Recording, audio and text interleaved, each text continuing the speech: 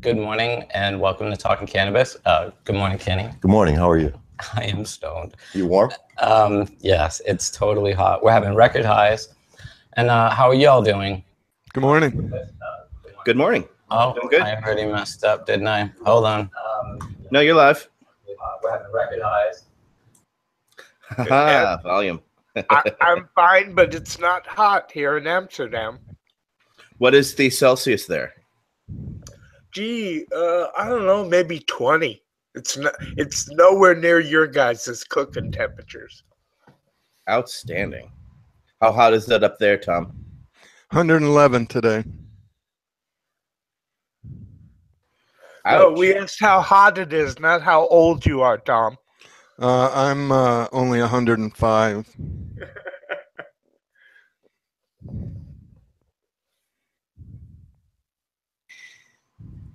Todd, you are on mute. That I knew. I left a screen under a screen and the screen was on live. So anyway. Yeah, we had some pretty good questions. Somebody wrote in asking about CO2 extraction and terpene preservation.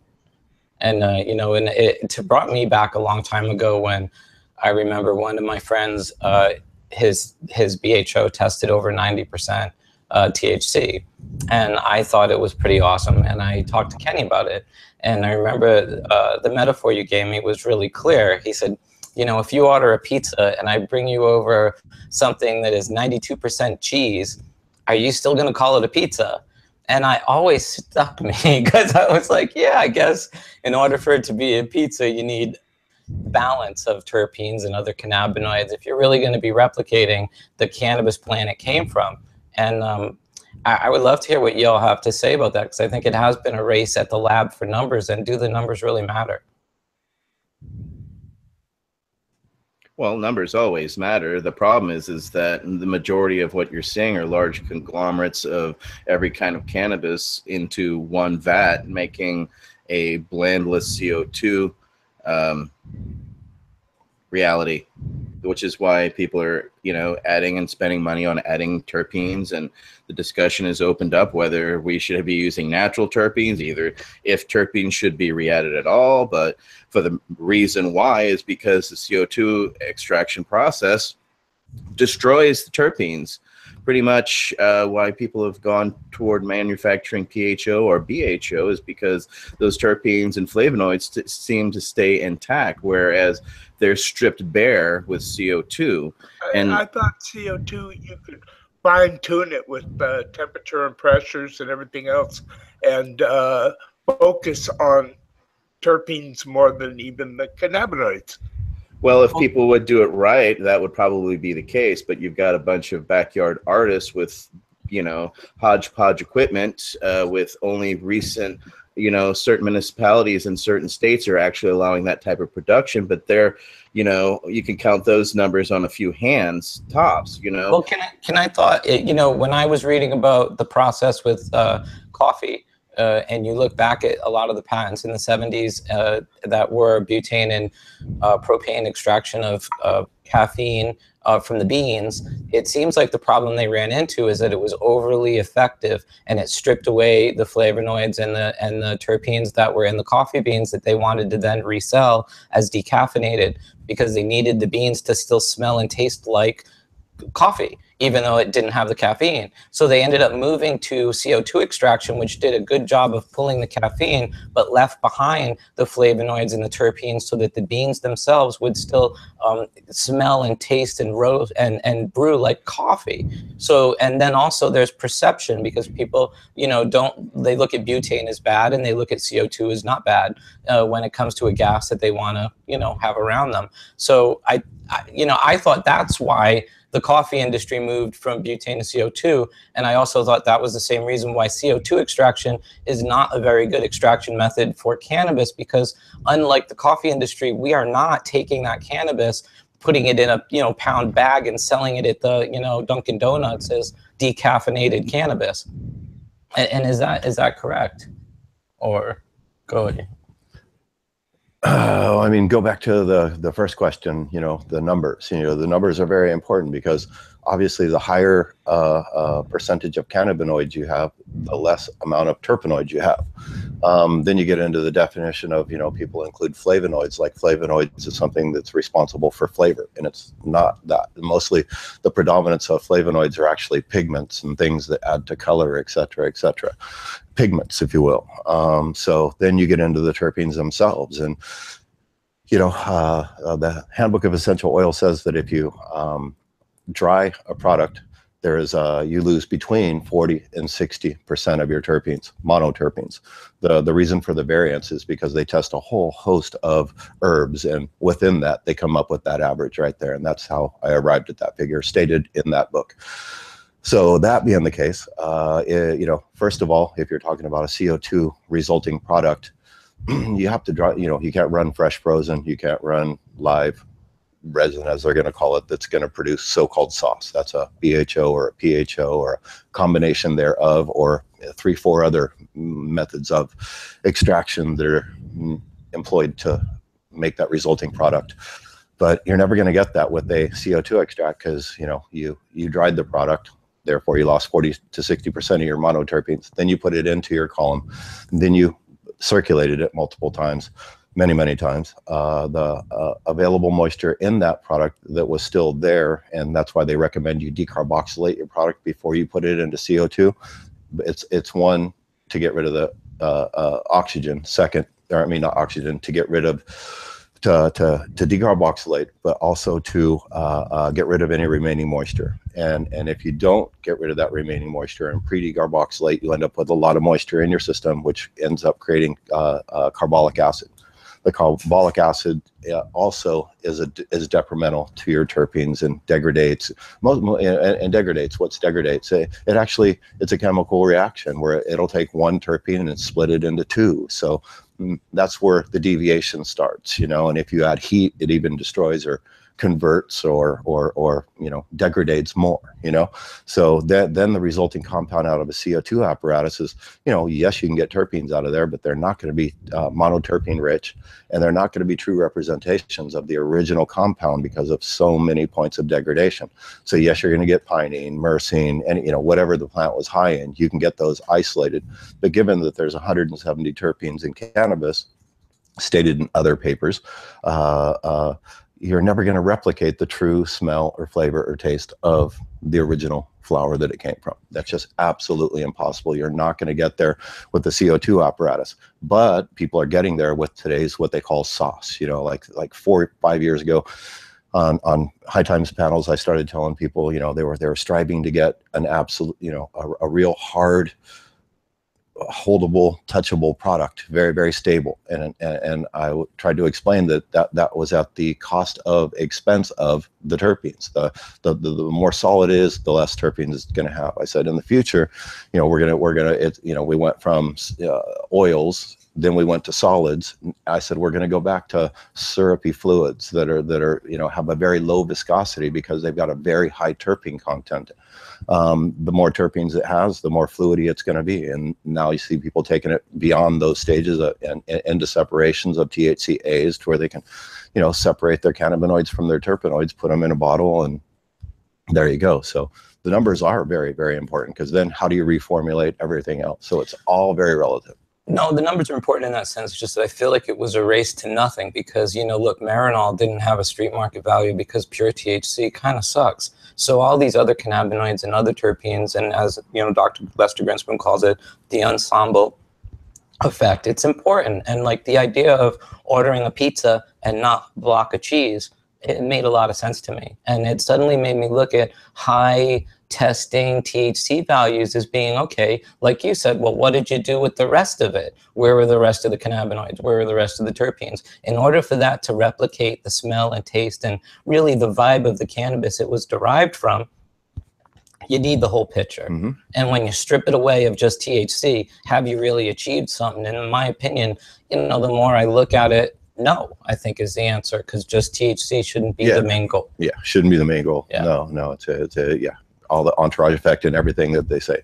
But if you're able to separate the cannabinoids, be it CBD, THC, in both forms. Your Delta 8 people are separating now. I mean, these are incredible, you know, whether it's how do you interpret a step forward? I consider it a major step forward because now we know we can make a vast diversity of products out of one starting material, but also we figured out how to separate and isolate compounds that now can be reformulated to figure out exactly what they do. You know what I mean? You know, people think THC, CBD, but it's like there's a decarboxylated version and a non-decarboxylated version of both. So there's not 2 compounds, there's 4 compounds. I mean, that's absolutely amazing. Or that someone with a certain ailment at this point can just ingest terpenes with Delta 8, no Delta 9, and that's so. Right. There's still so much to learn. There's no way to look at it, right? But even with those advancements, look at the predominance of the market that is now dominated by CO2 cartridges and pens. There's not a magazine in cannabis that you can pick up without 80% of its advertising right now are CO2 extracted cartridges. Yeah, you can't top convenience. You know what I mean? We've talked many times that those are just the height of convenience, but you know, the market will become more discerning and request more flavorful products that are more like what they right now. They're a unique and novel product, but the customer will get more discerning as time goes on. And there's, you know, superior companies producing superior cartridges out there at this point. And there you go. The weed is starting to separate from the chaff, is what you're saying. Yeah, but you know, I mean, also just the, you know, I mean, you know, you're you know, creating these products for today's consumer isn't really what is the biggest market share, if you will. The biggest market share is somebody out there that now uses opioids or alcohol, et cetera, or you know, just wants to consume cannabis, but it's always been illegal. Now they're legal too, and they can go out and consume cannabis. Do they want to learn how to roll a joint and go through all that kind of stuff, or would they just pick up a regular vape pen cart for convenience, not hotbox their car, have any of the social stigmas that are attached to the burning of marijuana, et cetera, et cetera? I mean, that's where they're going to go. But at first, they'll tolerate the cherry, berry, apple, artificial terpene flavored products. But you know, as with anything else, once someone hands them a superior product, and people strive to get superior products, they'll go, "Ooh, that tastes great. Where did you get that?" You know, and that's where it all starts. You know, and right there, the cherry, berry, and grape guy just lost a customer, and the true terpene guy did, meaning the guy that had cannabis-derived terpenes, not the artificials. Well, you know, that's one of my concerns is that now you're seeing these people blatantly use artificial terpenes, or not artificial, but terpenes derived from, you know, other plants onto shad or BHO and stuff. And I just don't, you know, think it's the best policy, especially when people are not really thinking about what terpenes they're inhaling. And in some cases, they don't even know what terpenes are being put on the things, because that's more of what concerns me, because all terpenes are not equal. And especially if you have someone that's just dropping one, you know, to make it all look like sauce, it's, I don't know, it's concerning to me. It mirrors what's happening in the electronic tobacco pens too. They're doing the same thing. Yeah, and you know, I mean, I think they've been poisoning our tobacco using friends for a very long time. You know, it's interesting because Kaiser, the guy that was the head of the FDA back in like the 90s, kind of lost his job because he basically wanted to qualify nicotine as being a drug, because he saw cigarettes as being nothing but drug delivery devices, when he found out that tobacco companies were manipulating the nicotine levels in the cigarettes. And it's interesting now that with technology, they've lost the cigarette, and they literally are just nicotine delivery devices with fucking apple flavored terpenes. And good morning, Mel Frank. Good morning, Phil. Do you hear me? Yeah, perfectly. We hear you.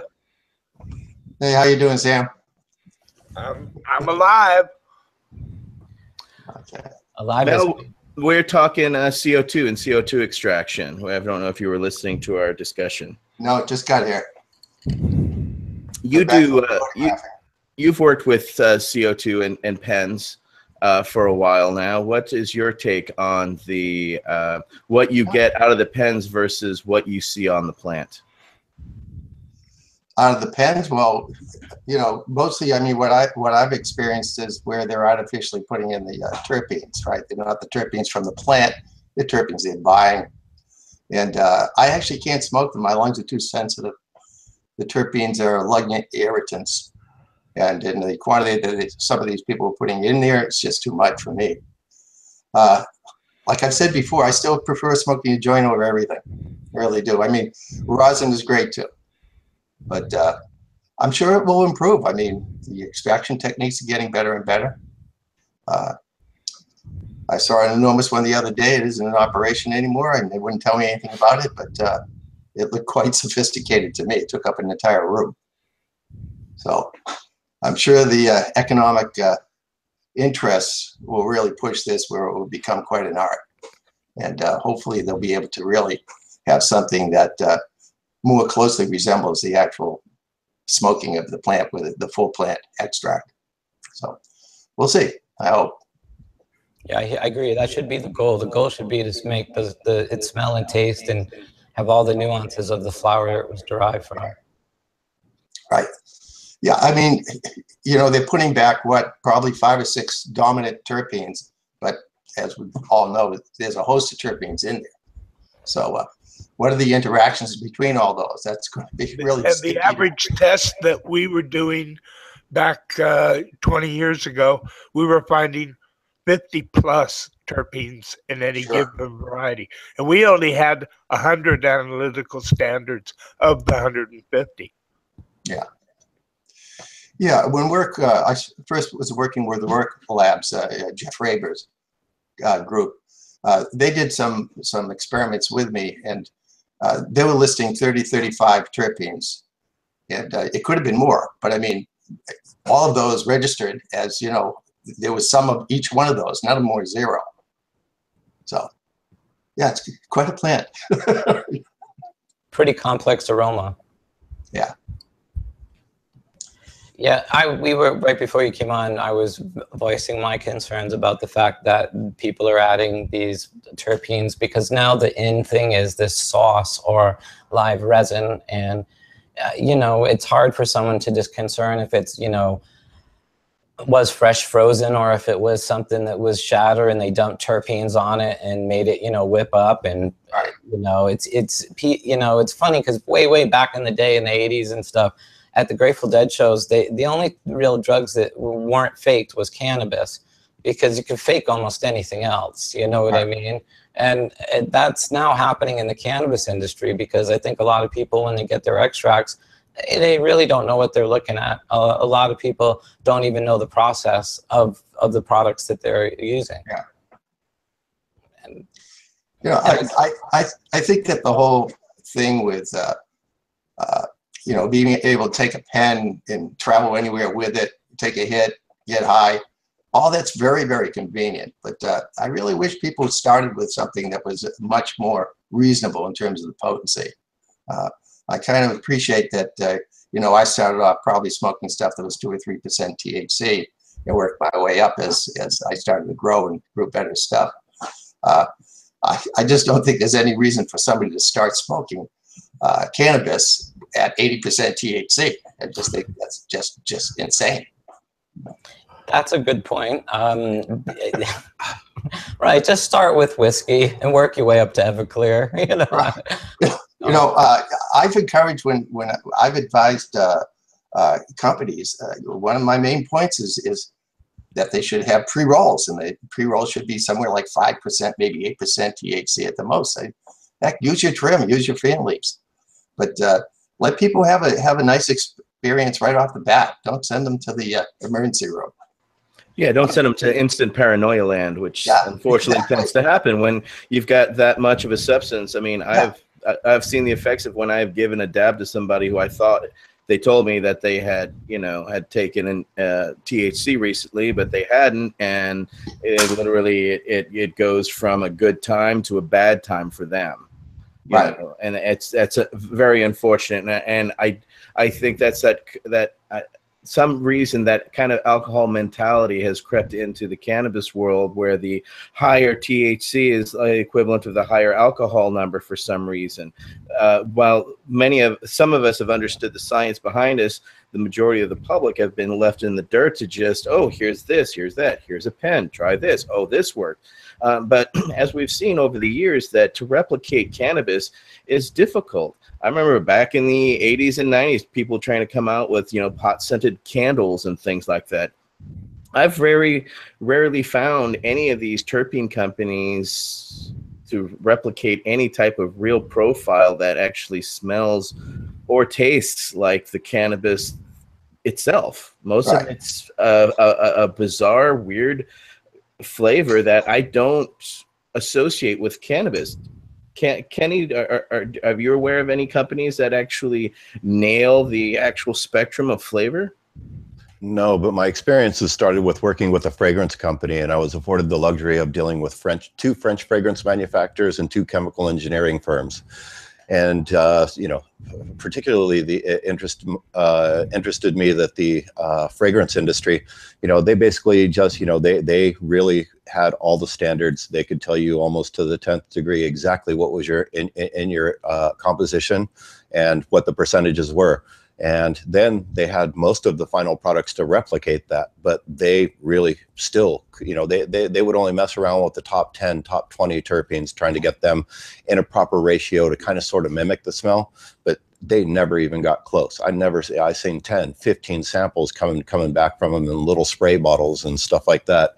And they wanted to do they blended what they thought cannabis smelled like, not what I thought cannabis smelled like. So, then you get into the diversity of, and I call it the blue cheese effect. Maybe you like blue cheese dressing, but I certainly don't, you know what I mean? So then it gets very subjective. And, in my studies, not only did I study the tip of the spear as far as flavor, fragrance, everything to do with it, but then you inevitably have to go back to the really starting history of, flavor, fragrance, manufacturing, colors, and the science thereof, and what was the evolution. And we've got some serious fragrance ingredients today that still are manufactured from some of the most crude, rudimentary sources that you could ever think of. You know what I mean? Like ambergris, that is a result from a whale and stuff and things. So we still, delicately source really, really incredible sources of essential oils, so to speak, and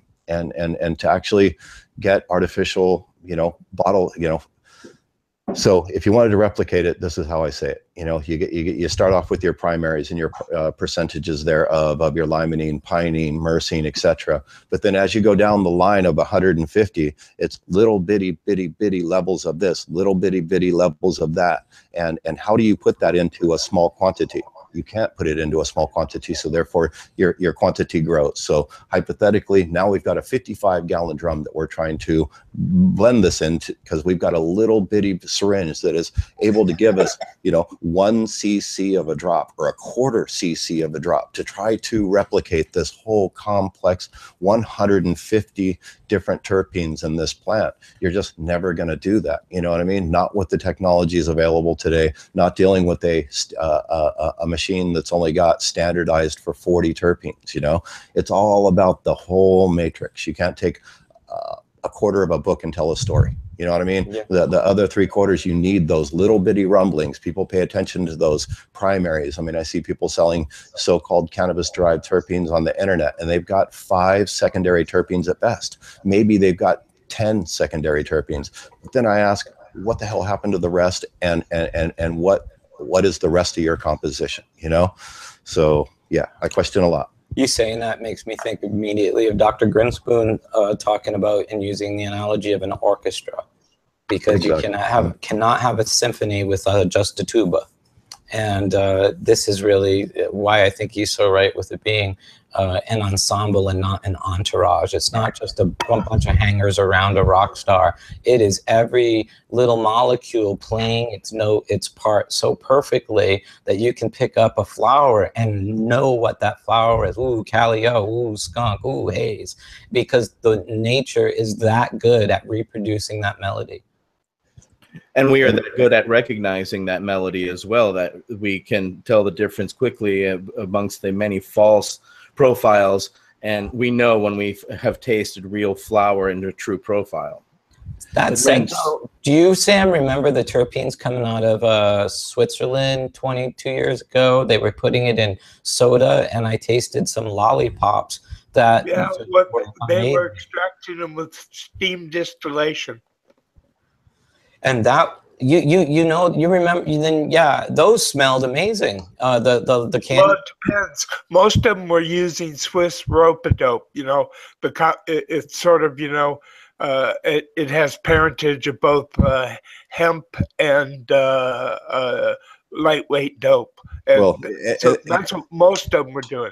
But a few people actually used serious buds and used a couple 100 kilos of them and made some terpenes, which I thought smelled exactly like the best buds. I mean, it was really interesting. Yeah, they were selling it like right. What year was that one? No, I can't remember, but it was 20 years ago or so. I just can't remember. Yeah, they also had perfume, and they sell them in those little vials, and it tasted very green and very chlorophyll. Small little head shop in Switzerland that had grown a few 100 kilos as an experiment, and then did it the same way that the big Swiss companies were doing the rope-a-dope. And what a difference, because the terpenes were very different. But what's also leads into to Mel Frank's comment about he can't do the cartridges because the levels of terpenes act as an irritant for him. You know, I still, you know, I've been doing this for, you know, separating and isolating these terpenes and messing with them, analyzing them, reformulating them for a very long time. And in that, I've never put them on the market. I've never experimented on other human beings like, hey, try this. Aren't I cool? No, I've never done that because I wanted to know what the full composition was. But then secondarily, I asked myself, okay, they're all derived from cannabis, but in the cannabis form, their percentages are so very low. Some of them almost measurable. But as we extract them, as we concentrate them, what are acceptable levels of pinene, myrcene? Well, one thing you do know is that cannabis can be found that, it used to be 3% was high in dried cannabis of terpenes, 3%. Now they're finding 5 or even towards 10. But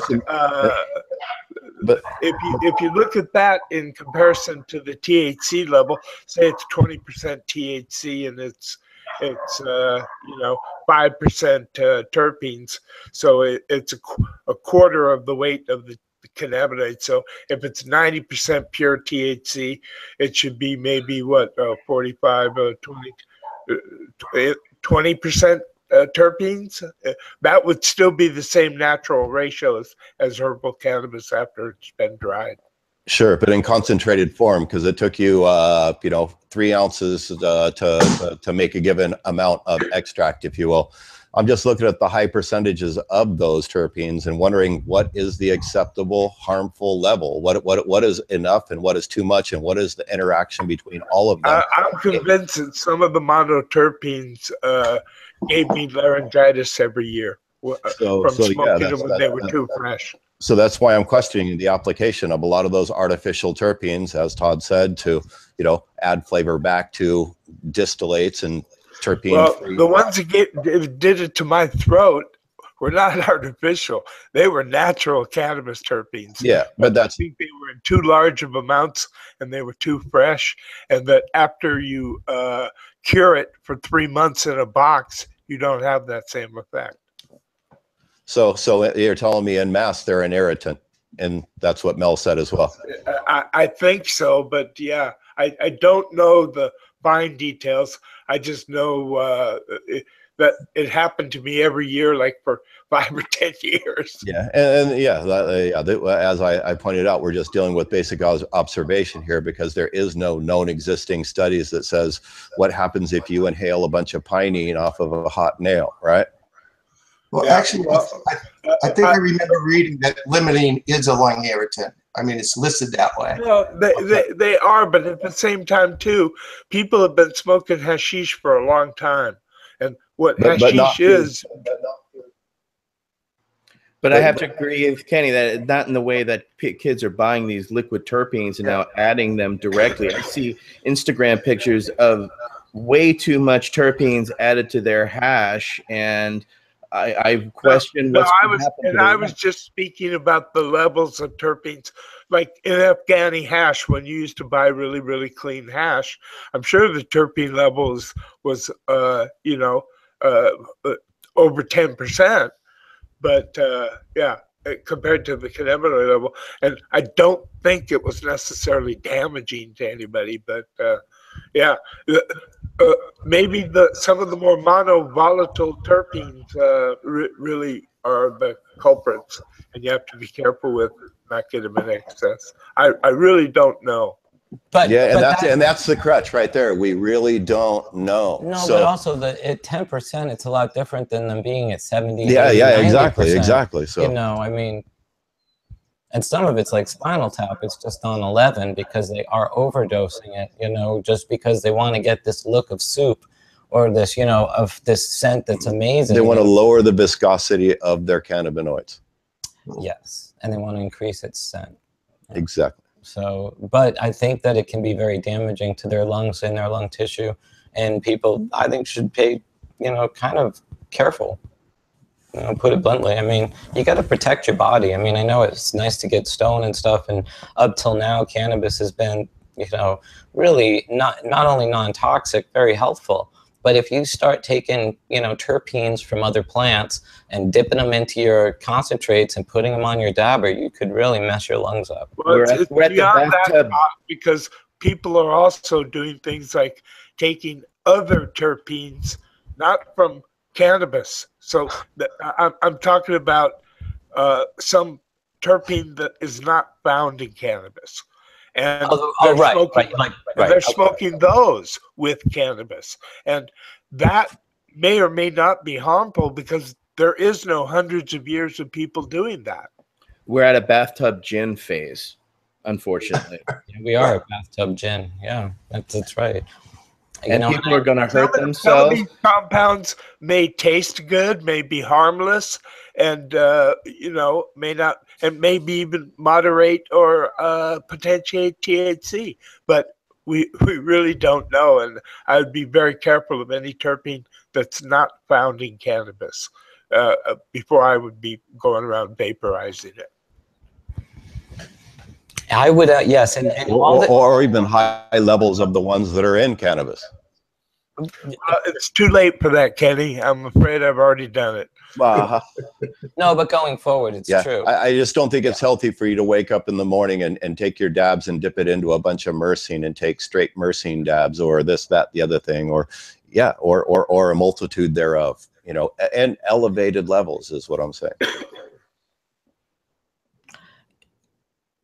Absolutely, you know, and I think that people, if you're going to get terpene, you know, see, this is where I feel the biggest concern is in the blind consumer, because you know, they're the ones that get the little gram or half gram of dabs and don't know how it was created, so they don't know what terpene was added. And the people that are adding the terpenes are the ones that concern me, because I wonder if they're looking at the warning labels, the danger labels, and putting on what would be considered unsafe terpenes that are highly alkaline. In the science community, they're called test subjects, Todd. Oh, yeah. And that's real. Or lab mice. Well, I know, and that's the buyer beware thing, because I just, you know, like I have friends that have COPD, and the last thing I would like to see happen to them is them trying to dab something at a low temperature because they think it's good for them, and in fact they're low temp dabbing some terpene that's going to mess them up even more. Yeah. Just saying.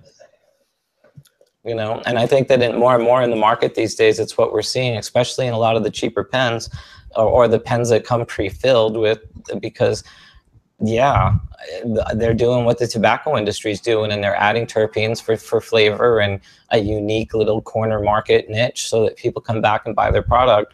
And I just question how good it really is for people that are trying to use these things medicinally. You know, my recommendation is to get, you know, a clean extract and then use refillable pens, because at least then you know what you're putting in it.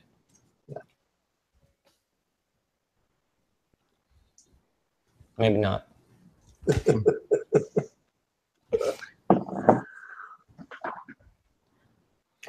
Or just go back to smoking weed, you know.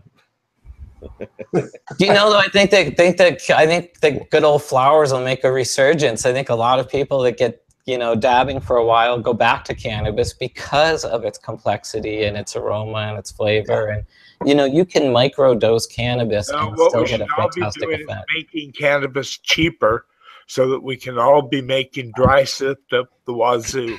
So you can, when Christmas and birthdays roll around, you give your friends a kilo or two of your dry sip. You got so much of it. Hey, speaking of Sam, my birthday was on Monday, so I'll expect that shortly. Yeah, with weed, it's also really nice that you know, like I like to grow like a number of different cultivars each year, so I have different tastes. You know, I have a little different head. You know, that's what I like. I think when you're buying the cartridges, you know, and the extracts, you don't really have that option. Certainly for growers should always be, I think, be growing a number of different kinds of plants.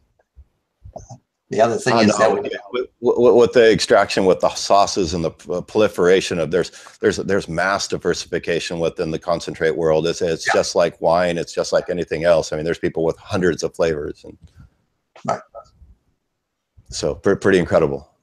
And it's going to increase, I think, as we get legality and people can grow clean product, and people that already create, you know, other products agriculturally are going to then just swap out their crops and then start doing cannabis and find they're in the perfect place. And they have great techniques. We're going to see cannabis prices tumble. I mean, we were talking about, you know, wholesale prices under $1 a gram. We're easily going to see that. I mean, it's going to even, in my opinion, go down a lot more than that. Well, and I also saw that I'm sorry. The key is the cleanliness.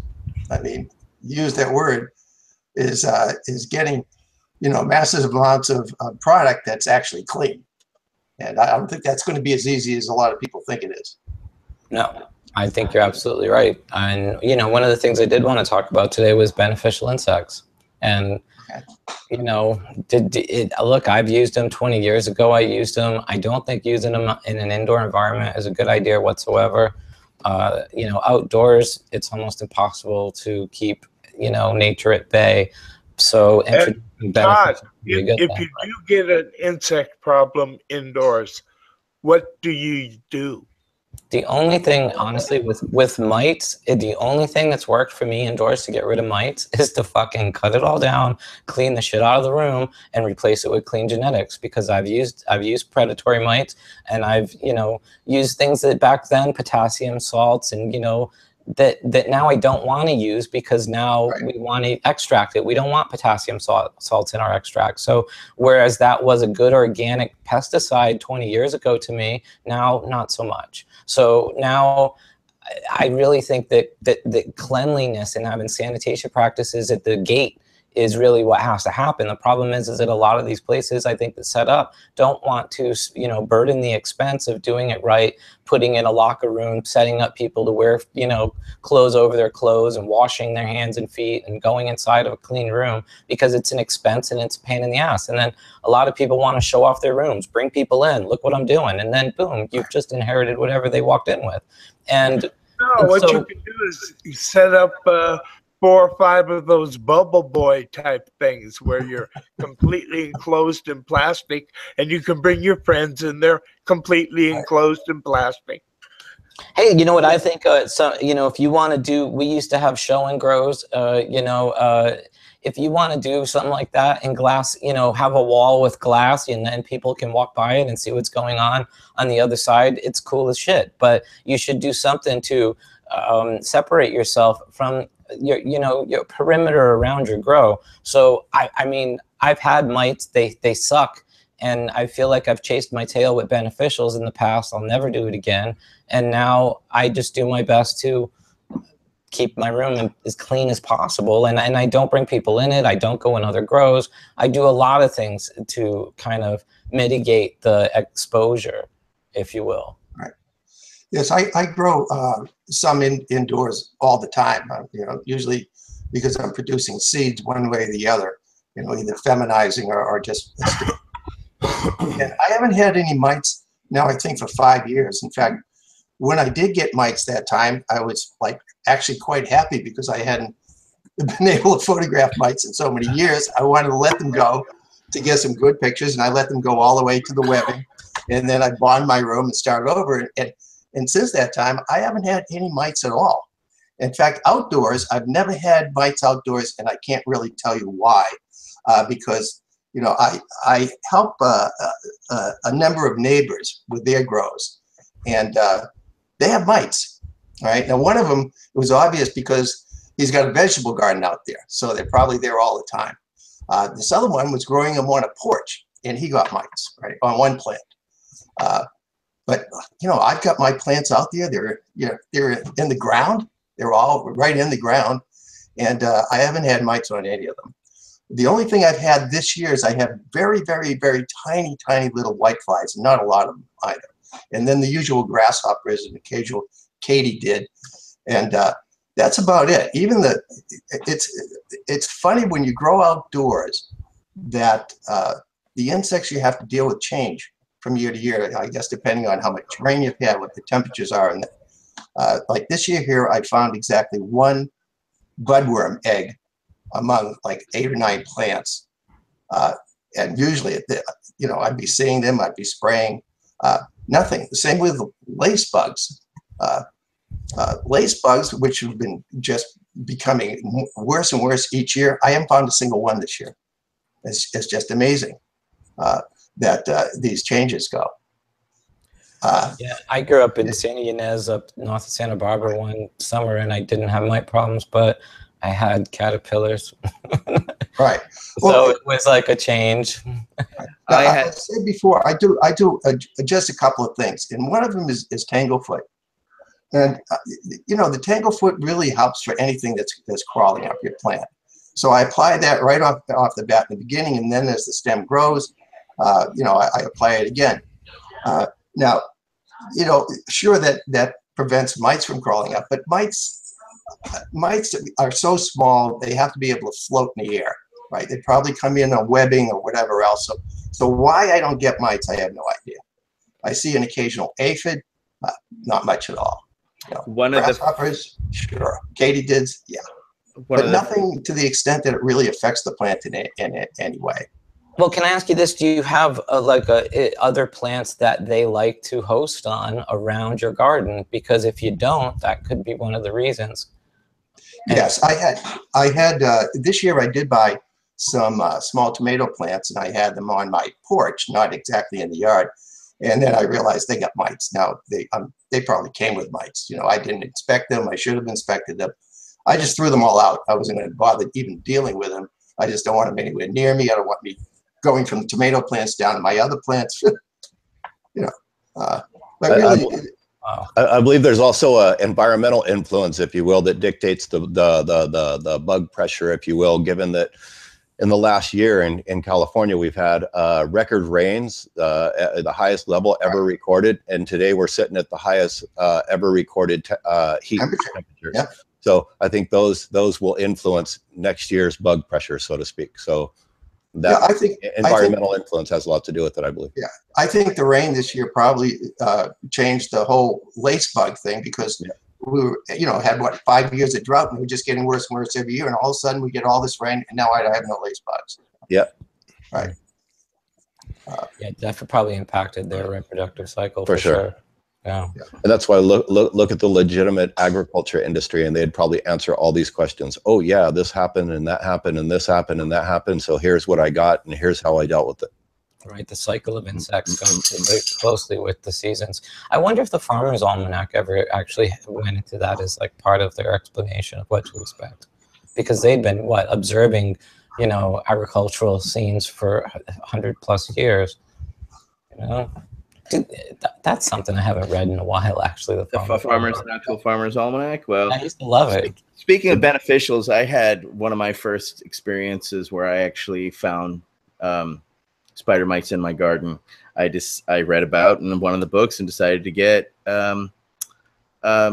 ladybugs, and I did it wrong. I basically released the ladybugs while the lights were on, and I didn't have glass shield over my HPS, and ladybugs flew right in and got stuck right on the bulb, and they flew everywhere. It was an absolute clusterfuck of what the fuck is up with these beneficial bugs? I got burning bug smell everywhere. It was just a clusterfuck. And so I have to agree with Todd. Is ever since then, if I ever had any type of problems, kill it with fire, just cut it down, scrub the room, and start over. Dealing with bugs and insects, and then having to deal with now hundreds of dead ladybugs in my room was just stupidity. Well, mites are amazing. They should be mighty bugs instead of mites, because they don't go away. And I've tried a lot of things, you know, but I've always fallen within organic practices because I've been such a damn hippie for too long.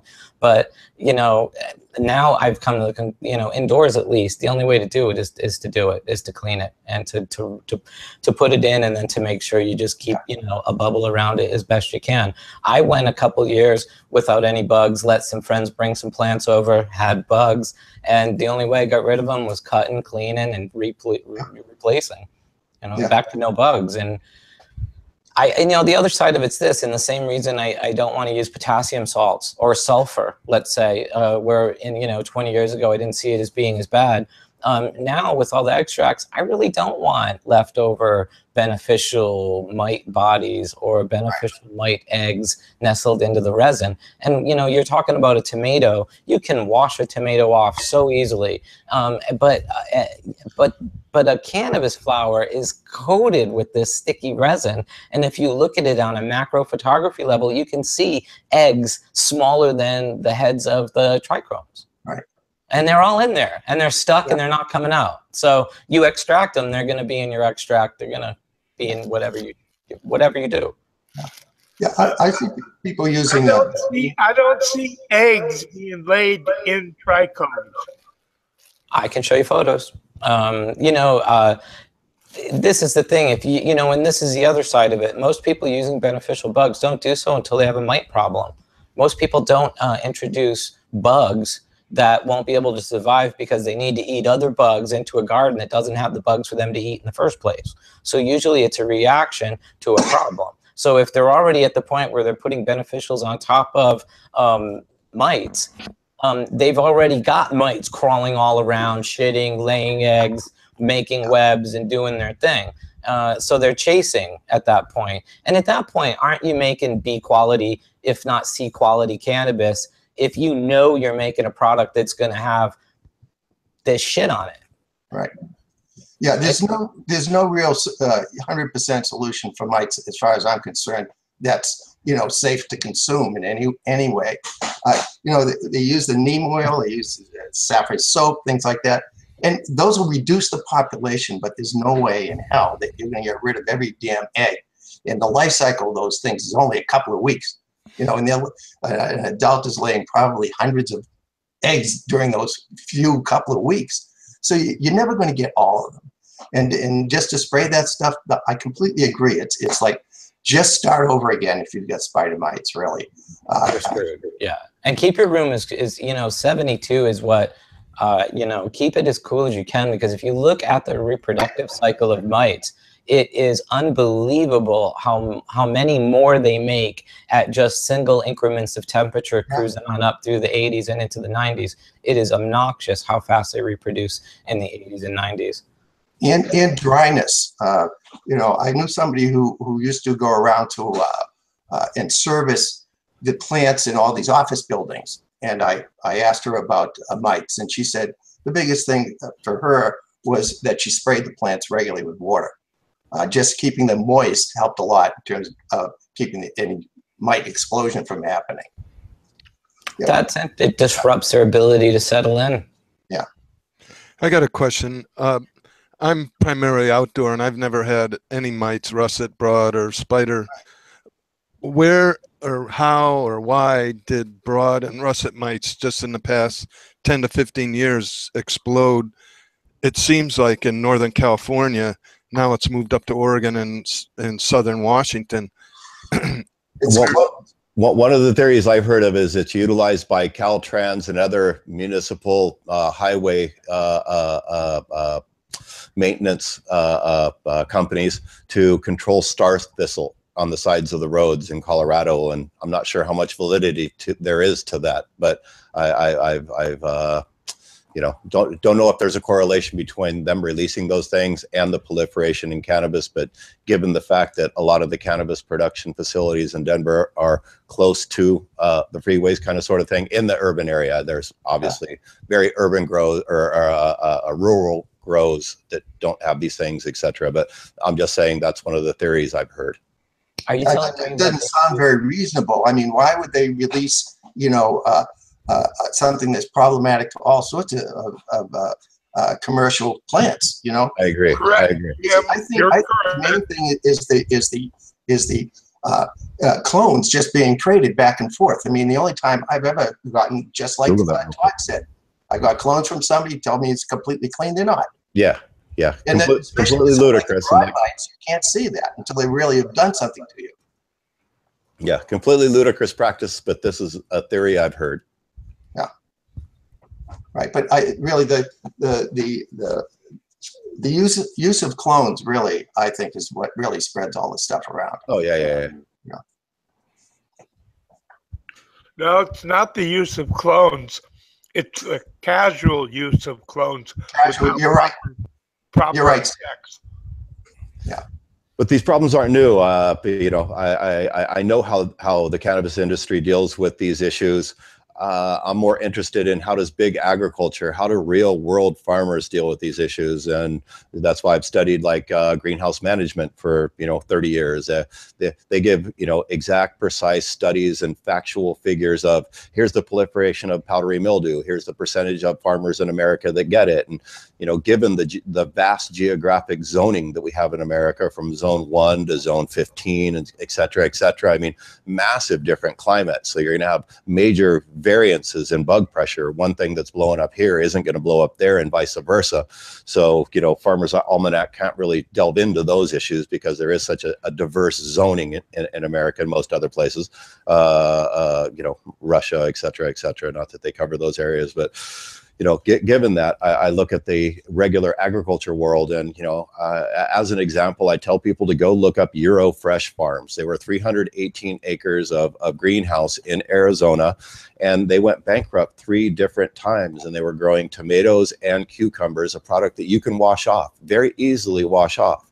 And they wanted to remain pesticide free, so they did beneficials, et cetera, and again, they not only imploded once, twice, but 3 times. But if you go look at their last post, that on their website, it says closed, I believe. They'll explain something. Their last ditch effort to save the company was to go and create really fuzzy nomenclature and procedures like the EnviroLock system. Now, how much did they believe it?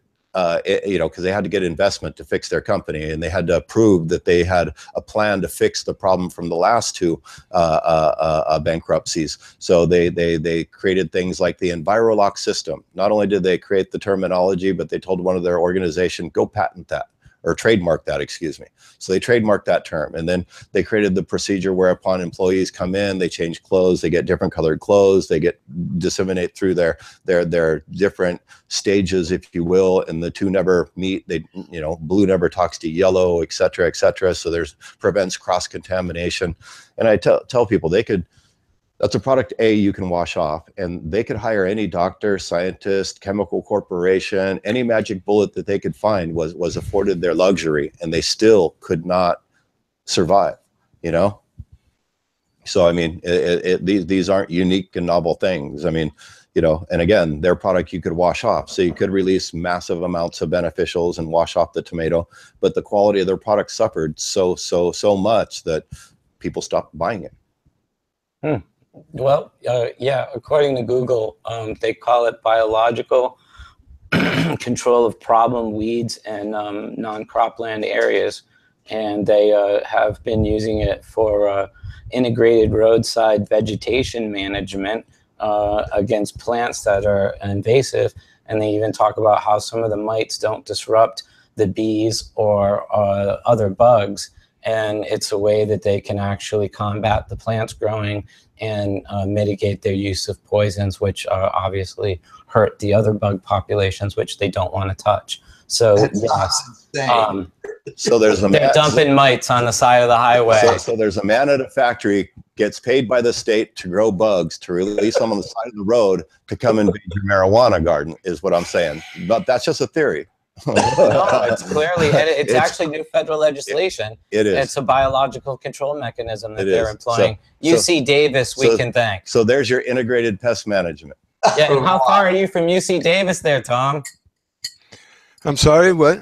How far are you from UC Davis? Because it looks like they pioneered the research with Caltrans of dumping mites all over the place in controlled areas to see how that worked out. And if you're in an urban area, you're one of those non-agricultural areas that they dump it on the side of the highway.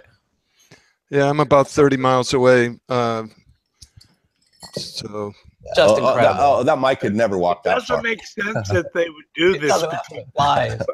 Mites are a serious pest for all kinds of agricultural crops. Why would they be doing this? Yeah, I know. It sounds I'll tell you straight up. You know why? It's bees. Bees, because if they use poisons and they kill all the bees and they kill everything else, they're screwing everything up. So now they're trying to incorporate into these natural pests that will mess up the plant and won't mess up the bees. The state and all the farms by doing it. Yeah, that's what it sounds like to me, really. Well, enjoy Google, because if you just Google Caltrans mites to control plants alongside highway, you can read for days. But when I mention this to people, they look at me sideways like, that's impossible. They would never do that. I'm like, that's what I just said. I don't know, man. I'm just telling you what I know, you know? Welcome to Saturday. I agree with you, Mel. This is impossible. There's no way the state's doing it. UC Davis.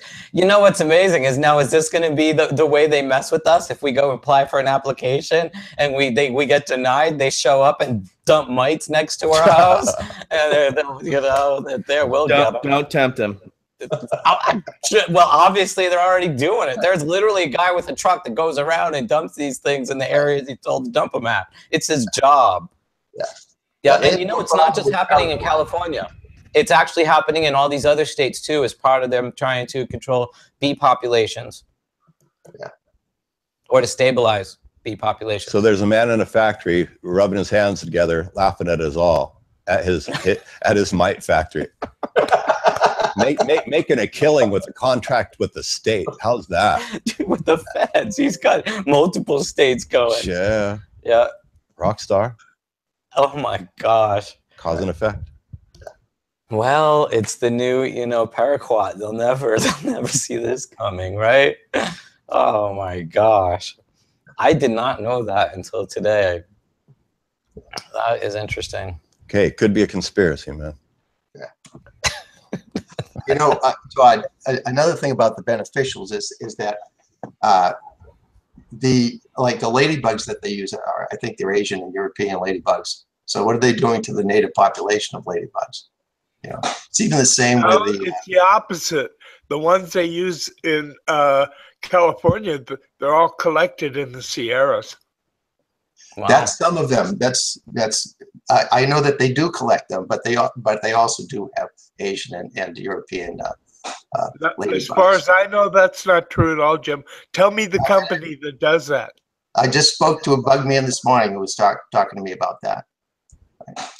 He also talked about the praying mantis, and the praying mantis too. They also have Asian and European praying mantis, which are larger than the native ones, and they're completely displacing it. But they have knocked the population of native ones down somewhat. Simple competition. Well, it's funny you said that because I was the largest importer of ladybugs into the Netherlands for a decade or two. And then they outlawed the importation of California ladybugs because the California ladybugs were out eating and were out, they were screwing over the local ladybugs. So I quit importing them and quit using them and started using other controls. But yeah. Well, that's interesting. I'll have to research that this week and see what's available from the local biological places. Okay. As ridiculous as this sounds, 20 years ago, one of my criminal overt acts they charged me with in cultivating cannabis at my Bel Air home was purchasing and using ladybugs for the manufacture of marijuana. Had its own sentence. Well, yeah. I used to import about 3 million a year, so I would have been in trouble. It's funny how people think. 20 years ago, I explained to Chris Simonik, who was the cultivation editor at High Times Magazine, one of the two biggest bane of a marijuana grower are spider mites and powdery mildew, and he was like, "Huh? You mean if I cultivate both those things, I could sell it to pissed off ex-girlfriends and they would go infect their boyfriend's garden?" I was like, yeah, I guess you could take that route. That's kind of fucked up, Chris. Yeah. It's an interesting angle, right? Yeah, yeah. Well, I see a market. Some guy thought of it. Now he's selling bugs to Caltrans that's selling it, that's infecting the marijuana industry. So there you go. Yeah, that is. Oh my gosh. Yeah. Well, powdery mildew is a problem. Yeah. It is. I have a really nice clone from a grower in Santa Rosa who told me it was the best plant he ever grew. I've got it out there, and it's very dense. And the problem is you start to move those outer leaves around a little bit, and you start to find powdery mildew. So if I try it again, I'm going to have to make it a lot more airy than this. But otherwise, I can't grow it down here. I'm not going to go out there and start spraying potassium bicarbonate or something every day. It's just pointless, really. And do you think if it's a lot more airy if you cut off some of the shade leaves or whatever you would do? Oh, yeah. Do you think that would actually reduce it, or do you think it's just plain not resistant, it's susceptible? I'm not sure. I think it is susceptible. I mean, although it's an incredibly dense plant, it really is. You know, it's a rejuvenated clone. So the bottom, it has long lengths, maybe 2 feet long of absolutely bare stem, but then it has a very dense canopy. And I haven't gone out and thinned it out at all, but I just looked at it the other day and found powdery mildew inside that dense canopy. And it's not on my other plants. I had some plants from a local cutting store, we'll call it, or supplier, and almost everything I've gotten from them is inclined to have PM. And even taking the plants outside, because getting rid of them is a priority, even in direct sunlight with, a lot of wind around them and breeze, it doesn't go away. And even using the potassium bicarbonate, it seems to erode away the cuticle layer of wax on the leaves, and then it leaves the leaves dry and brittle, and it messes the plant up even more. So I think selecting away from the genetics that are prone to it has been what's worked for me, even though I know you're like, well, then you got to exclude certain varieties. But it's almost like F them because they were too much work. And well, no, because you got, as I said, you got, all the different, zones. So, you're going to grow in a zone that's good for you, et cetera, et cetera. So, but you can't have the tail wagging the dog like, hey, everybody stop growing our current genetics, only grow stuff that's mold resistant. You should grow what works in the area you're in. Exactly. Yeah, you're right. Totally right. I know some of those genetics might work great in another place that's, drier or sunnier or not have any issues. I mean, also know what you're doing. If you have a cultivar that is prone to producing very dense buds that we know caterpillars live in, we know gray mold lives in, powdery mildew, bend it over and let it, not turn into one massive bud. You know what I mean? You're going to get little bitty budlets. Or if you do want that main stock, you can go and take off every other internodal, and therefore you're not going to, you'll artificially simulate a more airy plant. I know. In my experience, though, with using because I've always juggled a lot of varieties. I just like variety. I'll have one plant that'll have it on it and a plant next to it. They're side by side, same pot, same soil, same nutrients, same everything. I've absolutely one will have it, one seen won't. that many times, Todd. Many times. I Me too. absolutely agree. It's Yeah. resistance is number one. Susceptibility is number two. And that's one thing I was going to bring up in some of the forums that I see. Very intelligent people point out, look, you must, the plant has a natural immune system. You must cater to this and be aware of its natural immune system and what it wants, and properly take care of the NPK, this, that, the other thing. And Mel had mentioned some of the neighborhood people had mites, whereupon he doesn't, because he understands the reciprocity of a healthy root system and the natural catering to the natural resistance of the plants and doing things the right way for the right reasons, whereupon maybe a hobbyist grower on their back porch, and not so much, you know, here's some water, I don't know what you want to eat and stuff, so therefore their immune system is lowered, so they're more susceptible to bugs. So, you know, that's also paramount, is creating a very healthy environment for that plant so it can have the natural pest resistance that it has already within its DNA. Yeah. It's just like humans. Absolutely, absolutely. Totally. Yep. So yeah, you know, I mean, I would never ever discount a no-till or, you know, one method over another or anything else. Each of us have done what we've done, and we've developed our own thoughts and our own unique processes. But that's not to discount anybody else, you know, whether they want to do integrated pest management, everything else. I mean, you know, if you know, we all know if you pick up a packet of ketchup, that there's an acceptable level of rat feces in there and everything else, you know, chemical this and chemical that and everything else. Can I tell you something? I'm not Googling ketchup. Yeah. Could you Google acceptable allowances of whatever in fucking ketchup? I don't like how it's always there on Google. There's a reason they give it away for free at fast food restaurants by the handful, right? Corn syrup and chemicals. But anyway,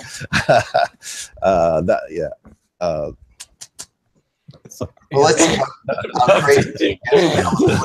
I was disturbed with defecation. But anyway, so there's going to be, you know, craft marijuana, and there's going to be a certain segment of the market that, you know, I've heard the rebuttal of like, hey man, you're an organic guy, I'm sure you eat organic fruits and vegetables. It's like, yeah, but I'm sure it did have bug feces on it and stuff and mold or whatever and imperfections, but it was washed off at the point of packaging.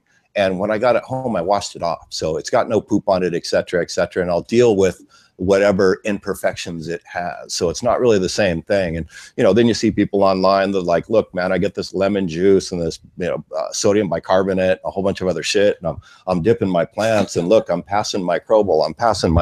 And it's like, what about the water soluble terpenes first and foremost? And what about this? What about that? What about this? What about that? And it just doesn't hold water. But, you know, in the end, am I saying that I wouldn't consume outdoor sun-grown beneficial insect produced cannabis? Absolutely not. You know what I mean? That's what we've considered some of the best for the past 20, 30 years. Yeah. You know what I mean? Now we've got more stringent standards, and that's when people are like, oh, I hate that guy, he's producing a whole bunch of commercial mid-grade. And I'm like, bless that guy, he's producing commercial mid-grades that'll go into vape pen cartridges, that'll go to middle Americans to consume, that are currently consuming imported cannabis, that if our shit's 62 to 84% chance fucking poison, you can imagine what the fuck that is. And I just sent Todd 2 pictures that I've referenced many times, the 2 boats that came up on the California coast within the past 2 years that are loaded with this stuff. So if they're shipping it to California, to destined for the middle America, East Coast, wherever, yeah, I mean, that's 70% of their income comes from marijuana. I think back to any time they ever busted one of those huge tunnels down south of the border or north of the border, it was always cannabis that was seized. It was never hard drugs.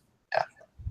So I mean, you know, that's going to shift though, because we're making so much cannabis now. Well, the Mexican government approached a group that was akin to the Rand Corporation and commissioned a study for each state that goes legal, how much will the country of Mexico lose?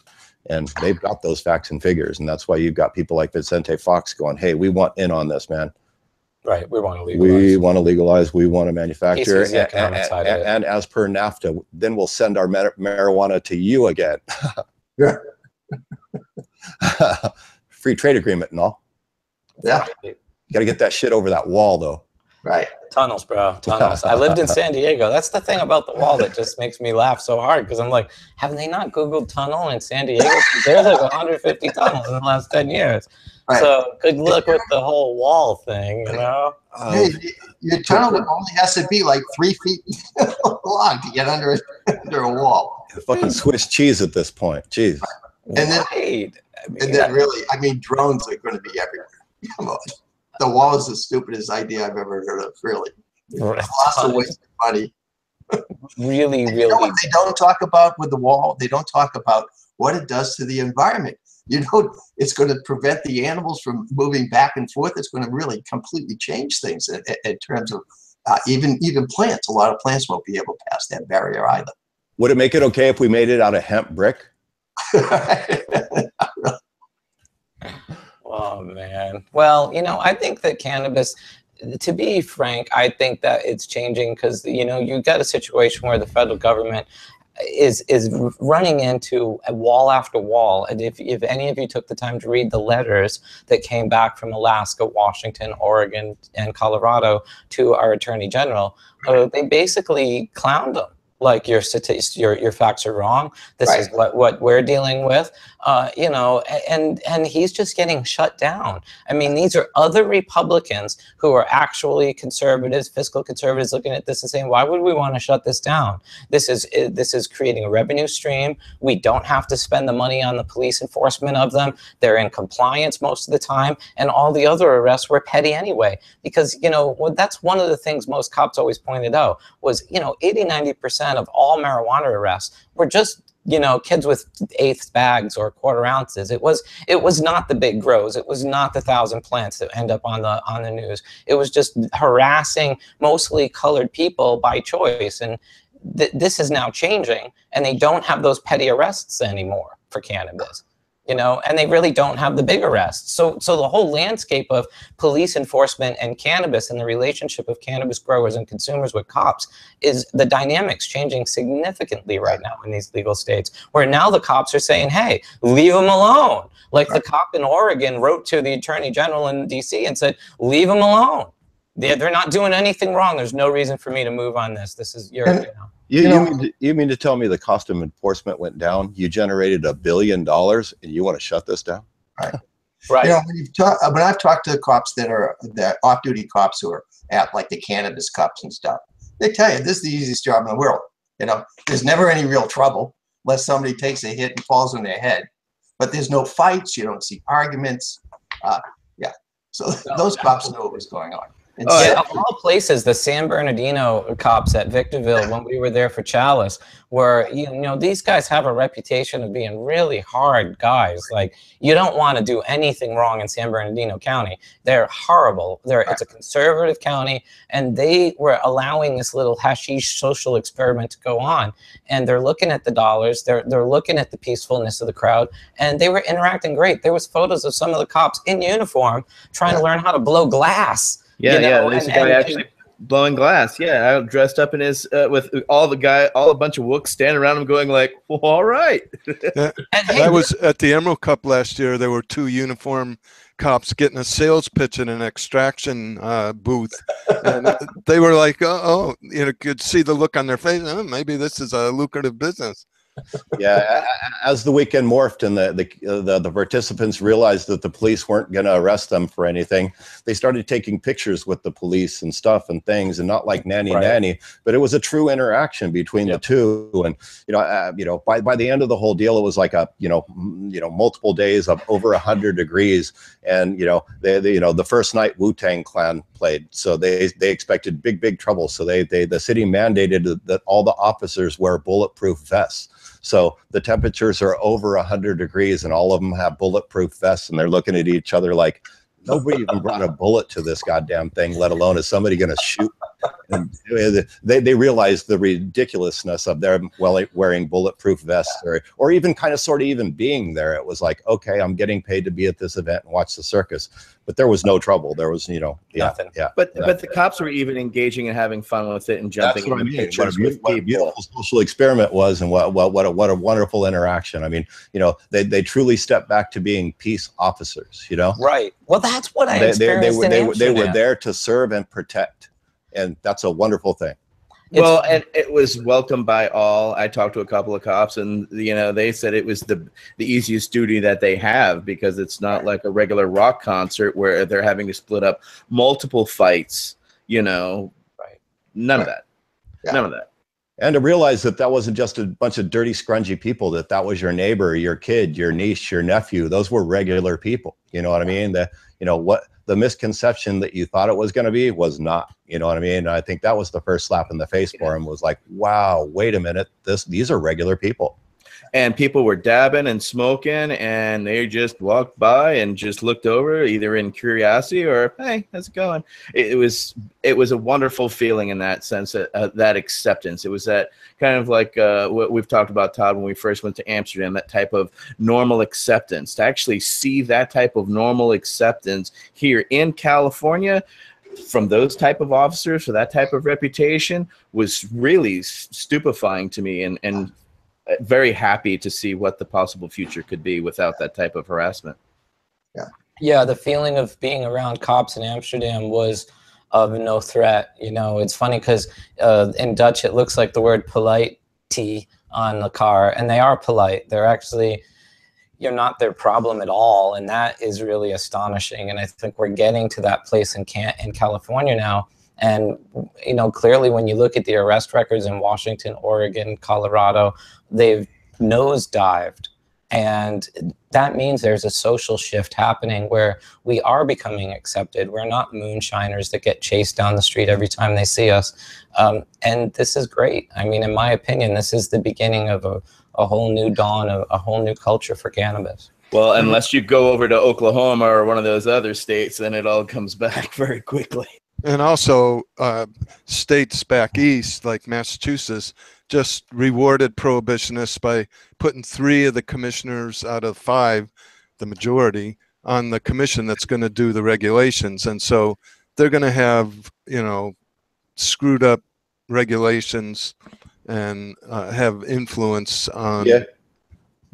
But just like counties, Fresno County just said, we're going to have we're not tolerating any fucking form of it. You know what I mean? And we're going to have fines and penalties and stuff. And same thing with other, call it dry counties, if you will, or states that will prohibit. I mean, they're going to look stupid whenever the calculable numbers come out. I mean, let's say that pick a state says no. There's a figure and a number associated with that. Since you said no, you had a certain amount of your populace either A, commit a crime, or B, go out of state, and you lost that amount of millions of dollars of revenue have just left your state.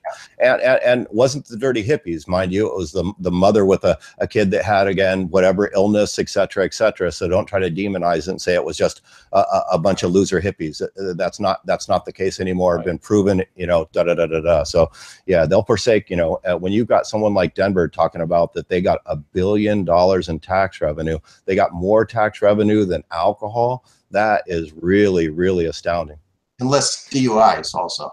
Yeah, and domestic. A new study just came out in Washington, added to the Colorado study, and I think there was one in Oregon, that teenage use did not rise after legalization. So that's, they use kids as props. Yeah, prohibitionists. And those facts and figures are relevant when you've got like the English Parliament talking about, oh, the new form of skunk causes teenage psychosis and bullshit. I mean, easy for us to say that's not true. But when you've got legitimate, factual, documented information that proves otherwise, they've got to stop either parroting that or they're at the risk of looking like they're very uneducated. Well, we addressed schizophrenia in the Culture Hive because it's so prevalent of the message coming out of the UK. And we actually interviewed Dr. Lester Grinspoon and Dr. Guy, who lost his job for coming out and saying truthful things about cannabis, and they fired him. So, that has been a tagline going back to Gabriel Nahas 20, 25 years ago. And unfortunately, it's been something we've had to counteract with better information. Dr. Lester Grinspoon, who's actually a psychiatric doctor at Harvard, and wrote Marijuana Reconsidered and Marijuana the Forbidden Medicine, has been doing his best to counter this ridiculousness the whole way through. So if anyone's watching this, watch The Culture High. It's on Netflix. You can see Dr. Grinspoon talking about how ridiculous the schizophrenia claims truly are. Yeah. But documented, factual, stated facts from legitimate, legal, and recreational producing states is really going to be insurmountable for a government like that. You know what I mean? For the UK to say, pointing their fingers and say, hell no, we got all of Colorado, all of Washington, all of California now coming online. I mean, that's also affecting all these other states that are considering coming online. You know what I'm saying? Yeah. And so it's only bringing these positives are only ringing true and have already, rung in, legalization in states that 5 or 10 years ago it wouldn't have been the case, but they're legal now. And it will be interesting to see now with the upcoming 2018 and 2020 is to see what recreational states come forward now, because it will be interesting to see the East Coast has to come down now. The West Coast is definitely, we've kind of got the legalization thing happening, but the East Coast for sure, and definitely Midwest, it has to happen somewhere. Either Illinois or Ohio really has to kick that door in, and Florida really has to step it up. Yeah, that's certainly going to happen. But what I find very unusual is I seen the other day a cannabis magazine from Thailand. And it was very, very cool because it came from the medical aspect. I'm like, their statement was like, look, we use this stuff for hundreds, if not thousands of years. And the only reason we can't now is because of your country, America. Right. You know what I mean? So, so now, I mean, besides South American countries and, because of our shift in drug laws is now allowing other countries to throw their hands up and say, look, we're not going to allow you to be a hypocrite and you can do that, but we can't. So, some place like Thailand is now, shifting towards very being very tolerant, as well as, I mean, it's not an American problem, be it cancer. It's a worldwide problem, being cancer.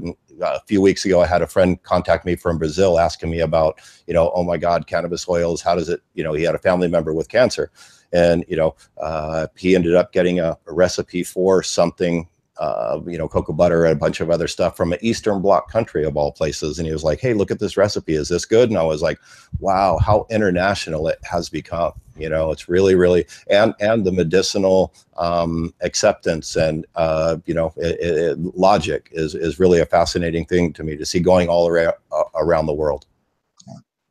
Well, we're in a good place now in terms of the states being able to learn from each other. So, they may start off with these draconian ideas, but those are going to fall by the wayside.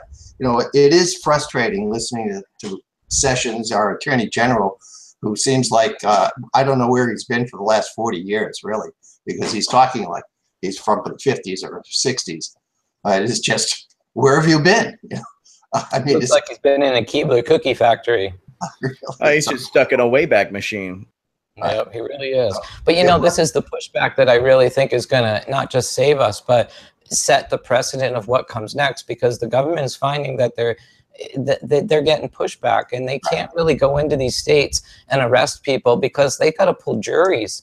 And if they start losing jury trials because it's legal in the state that the people are doing it, they're going to find that they can't enforce the laws they're creating, and they are going to have to align themselves with the state democracies, because either this country is a democracy or it's not.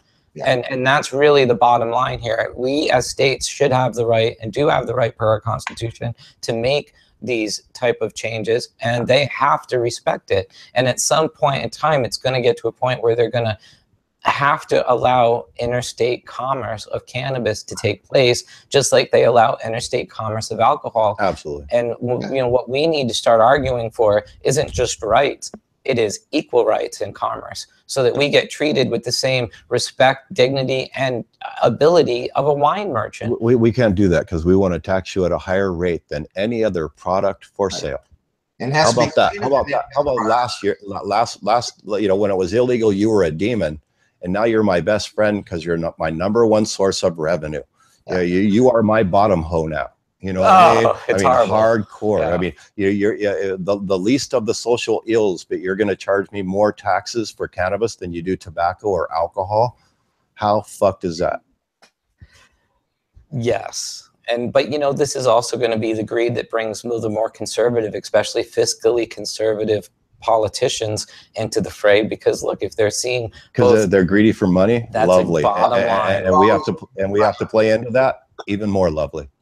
Unfortunately. I mean, I've seen such unusual things. I won't give names, but you know, it just came out recently that there was a let's call it a desert town that people are going to grow indoor marijuana in on a large scale, and they bought such facilities for millions of dollars, and were sold a bill of goods like, yeah, we'll figure it out when we get there. Well, they've kind of sort of started to get there, and the PUC, be it the Energy Commission, came out and said, hey fellas, you've got no power out where you're doing what you're doing. You know, there's insufficient infrastructure, etc. Another geographic location, a little bit more southeast, they came up with a thing like, look, we're gonna build these buildings, then we're gonna build them out for you. You're gonna rent them from us for very exorbitant prices, and then you're gonna give us like, you know, 800,000, and so are the other 9 neighbors, and then we're gonna build a $10 million power plant kind of sort of thing. And it's like, well, wait a minute, that'll be 5 years before you get that power plant built, et cetera, et cetera. But, you know, yeah, it's unusual to see the moves people have made and go out to the middle of the desert to try to, you know, produce marijuana indoors. Yeah, it's crazy.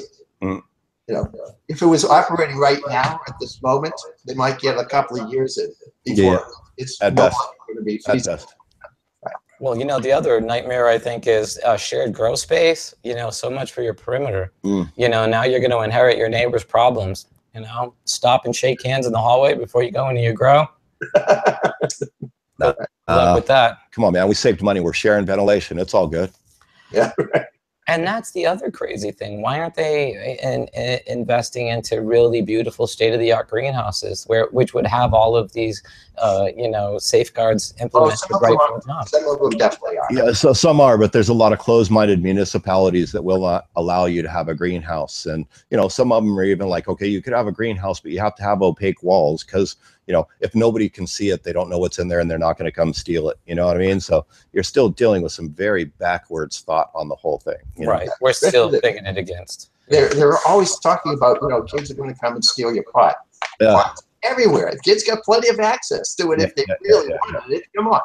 Can I just say this? The problem is the children. You know, not, you know, make things worse by committing a major crime. Yeah.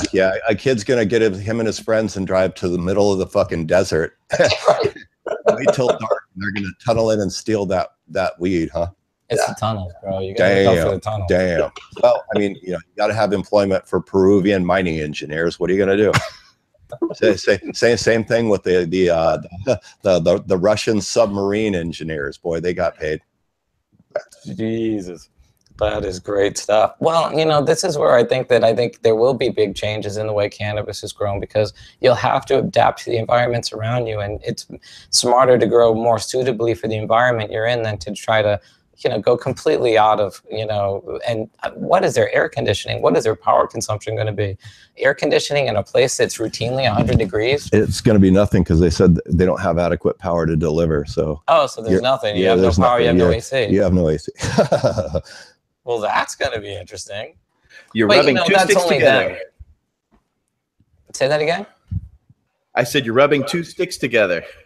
But the same goes for people to go into non-purpose built greenhouses. You know what I mean? There's a lot of people going into greenhouses for convenience. They're available, they're cheap, they're there, or the municipality will allow it. So, you know, I call them greenhouses of convenience. People going into these things when, you know, they were designed to grow poinsettias or, you know, flowers or a whole host of other things that besides cannabis that you can, again, spray chemicals, et cetera, et cetera. I went into a flower producing greenhouse not too long ago, and literally the floors haven't been cleaned since the 70s. And, you know, it was just, you know, there was, you know, 5 years of green algae growing on their cinder blocks that were holding up their metal frames that were, you know, waved and bowed, and just, you know, it doesn't matter. They're selling plants to Lowe's and Home Depot for pennies.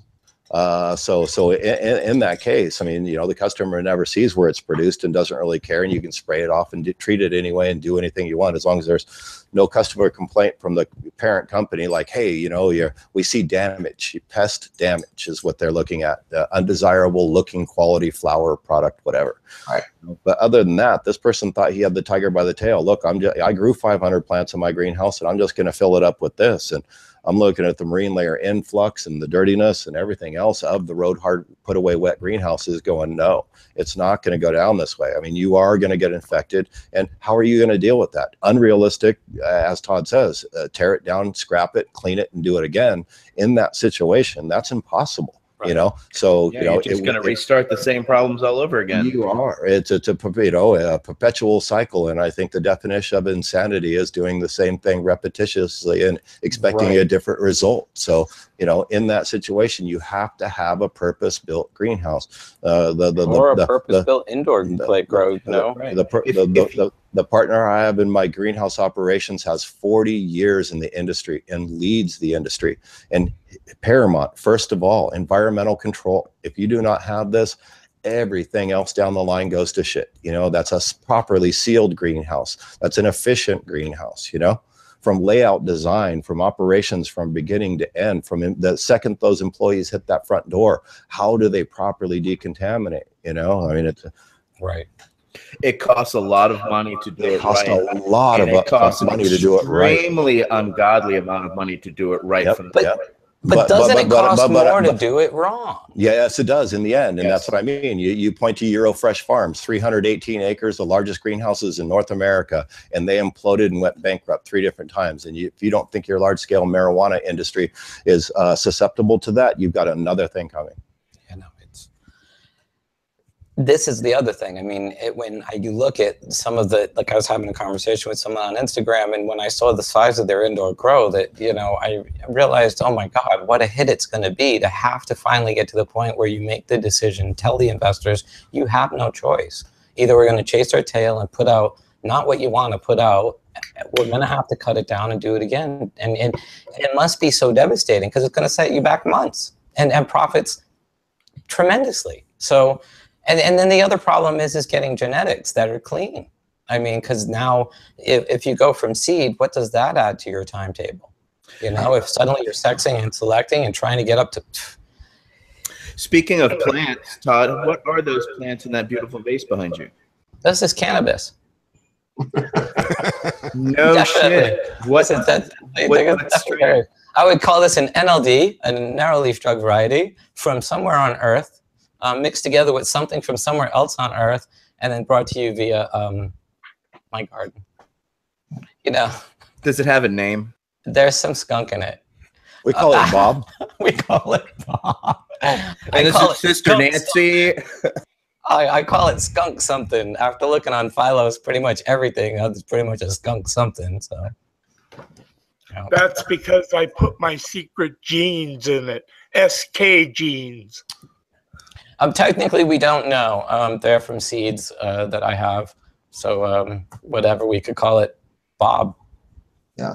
It's really at that point in its life where it could get any name it wanted, you know.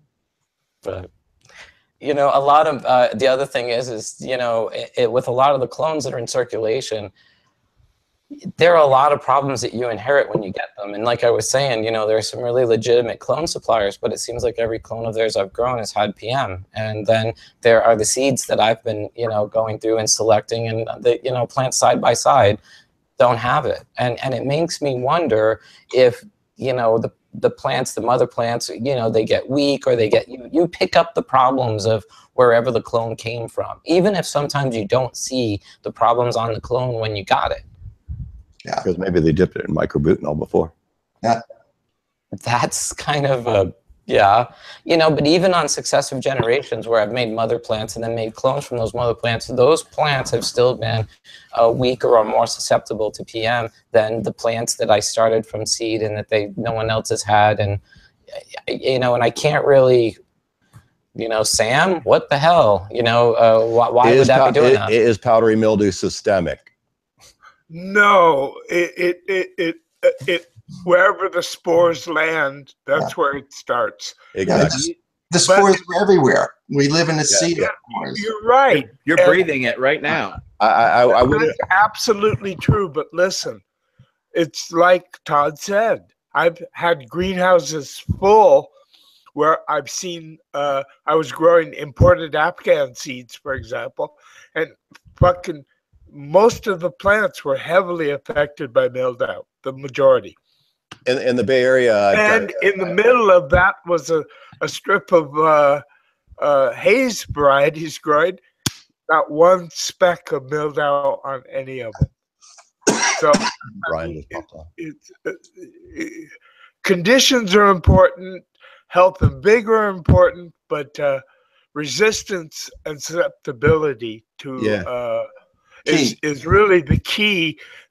That's how they solve it on the big agricultural basis. But also in the Bay Area, like just like 3 days ago, I was out in my yard and there was, I think it's a, what do you call it? Dandelion plant. And the dandelion plant is just absolutely coated with aphids. And I was taking photos of that because what if you walked out of your house and kicked that with your shoe and took it to your grow room? So I'm taking a photo of that. I was like, hey, I'll bet there's a plant, easy photo to take in the backyard with powdery mildew, and there's healthy new leaves on a grape plant, and there's old dying leaves on a grape plant. The old leaves are just absolutely covered with powdery mildew, you know, at the end of August.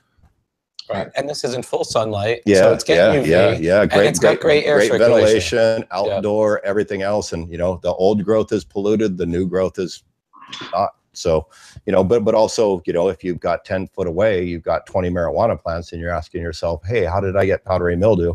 Well, look 20 feet away at that plant right there. So, oh, that's nonsense. You guys got to be careful in saying that. Powdery mildew is like a family of species, and they're actually quite host specific. So the type of powdery mildew that's going to infect grapes or Vitis vinifera is not necessarily going to affect cannabis. Right.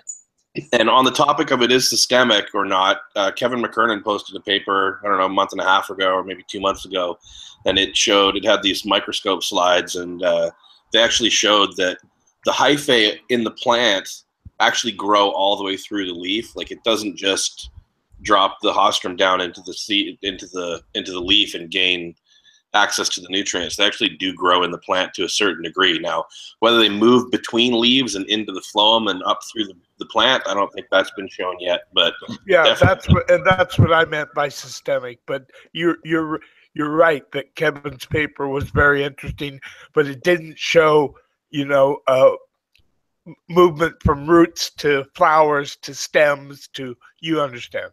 Yeah, but it would. But all I'm saying is we got to be careful. It's like the PM that's growing on like a Japanese maple or whatever, or a dandelion, isn't necessarily going to infect cannabis.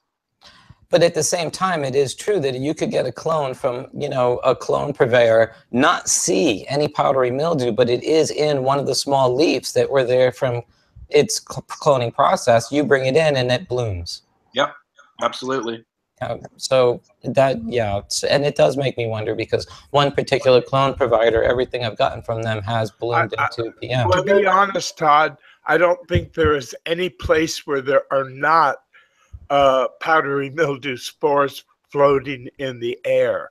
I completely agree. And maybe if you have a super high laminated flow filtered room, maybe, but I mean, it's in the air everywhere. Right, and I'm not so much saying that I think that it's harmful or anything. It degrades the quality of the plant growth, and you get way less, you know. So, yeah, I don't particularly want any powdery mildew on my flowering plants at all if I can help it. So in the in the future, the big growers and the big breeders, they won't supply genetics that have serious mildew problems, because you can't grow really, really large commercial crops with materials like that. Yeah, but listen, I mean, I also, I've done a fair amount of work in this area, and I'm starting to believe that certain terpene profiles or flavor classes are themselves more susceptible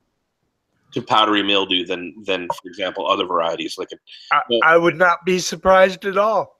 Yeah, and so really what's happening is that the market demand for these flavor types is imposing a set of restrictions on the growers. I mean, the growers, if the market wants OG or cookies, and the the growers want to make money selling dope into the market, then they got to grow OG and cookies, right? Well, OG and cookies are fucking susceptible to powdery mildew like nothing else. Right. Right. So, if everybody wanted to grow, what's one of these, like Amnesia Haze or Jack Hare or something, those varieties are relatively resistant. But the market doesn't demand them like they demand the OG. So it's I used to refer to these as smokers plants versus growers plants, right? Like, because I was both. I was a smoker and a grower, but like, there's some people that are only growers and some people that are only smokers. And, very likely it won't be just a couple of genes that are responsible for resistance, but it'll be a combination of maybe terpenes and genes. So you have to find the ones that have the highest genetic resistance if you want to have the terpenes that cause susceptibility. Yeah, well, I dug into this a little bit in hops, right? And in hops, there's studies that show that certain terpene combinations are more resistant to things like powdery mildew. So yeah, it's balancing the needs of the grower versus the needs of the market, right? And unfortunately, like we as growers may not like this, but the market is essentially king. I mean, that's where the demand comes from, right? So you kind of have to a degree, submit to market forces. Right. If you don't grow what they want, you're going to have a pile of something not worth anything. Yeah. Otherwise, everybody would be growing big bud, right? Right. Like those big, huge, massive yielding plants that don't get you high. Right. Right. And I point that out. People talk about three per light. It's like, we had big bud 25 years ago, and we still didn't want to smoke it then. So yeah, big yielding plants don't exactly work on a lot of levels, because if you got a whole bunch of pot you don't want to use, what the hell good is it? Right. And maybe for extracts or edibles it's one thing, but again, like over time, these are the questions that real breeding, and I don't mean like 99% of the seed market that you see now. I mean, these are the questions that real breeding is going to address. So it's one of these beautiful things that's going to come out of cannabis being normalized and brought into the real world. But yeah, a lot of people that are filling the role, filling these roles in our grower seed producer communities are not going to make the transition. No. And the transition's not going to be worth making, because they can continue to grow cannabis for themselves or maybe a few of their friends, but it's not going to be worth it. I mean, look at what we spend on nutrients, lights, fans, electricity. And this is going to be a very expensive hobby. It'll be like the guy that has all this woodworking equipment in his basement and makes bureaus for himself, because the cost of production is going to outweigh the value of the product very soon. Yeah, and we've all talked about this before, but in these greenhouses, these massive commercial greenhouses in Holland, they do everything to change like whatever factors they can to gain that 1 or 2%, right, in yield, and that 1 or 2% is essentially their margin, right? Like that's the difference between making it or not making it. 1 or 2%, right? So they do all these things like, they with the bulbs and the changing the reflectors out and yada, yada, yada. But it really is. It's that 1 or 2% that is the difference between being a successful business and an unsuccessful business. And currently in the cannabis production market, and it's starting to change, but currently that is the way it is, like. But also, you know what, going back to what you were saying, Kenny, I mean, I think a lot of people do not think outside their garden, and they don't take into consider the perimeter around their greenhouse or the perimeter around their house. And they have bugs that'll host things like spider mites that will come in and be very invasive if they cross-contaminate. And a lot of times people don't think about a buffer zone to try to at least mitigate some of the potential exposure they have. Yeah. Like, yeah, that particular variety of PM might not jump onto your cannabis, but you know what? It might. It might be the type of variety that loves your cannabis more than it even loves grapes. And a lot of the varieties of PM that we've been getting in cannabis are the same varieties that attack grapes. I mean, go up to Napa, go up to Lake County. No, we don't know that. We don't know that, and the science is starting to show. They're actually doing like genetic sequencing on these different powdery mildew varieties that are being identified on cannabis. And they're actually starting to put a metric on that. I think that, again, these are the assumptions that we make, but I don't think that the science is starting to bear out that that's not really the case. Sure, it's to the bare eye, PM looks like PM looks like PM, but you're probably you know, yeah. I wonder how many varieties of powdery mildew there truly are in California. Well, it's not just varieties; there's different species. I mean, all these things look the same at a, again, you know, an eye level when you're looking at the plant, but there's all sorts of different mildews, like downy mildew and powdery mildew, and you know, there's different species that look to the eye, they look the same, but they're actually different species. They're not even related to each other, right? So, again, we've all assumed over these past 40 or 50 years that, oh, this is powdery mildew because it looks white, but we have never had any science to back it up. And now the science is starting to be done, and we're starting to see that our understanding is really quite primitive, you know, compared to the reality of what's going on.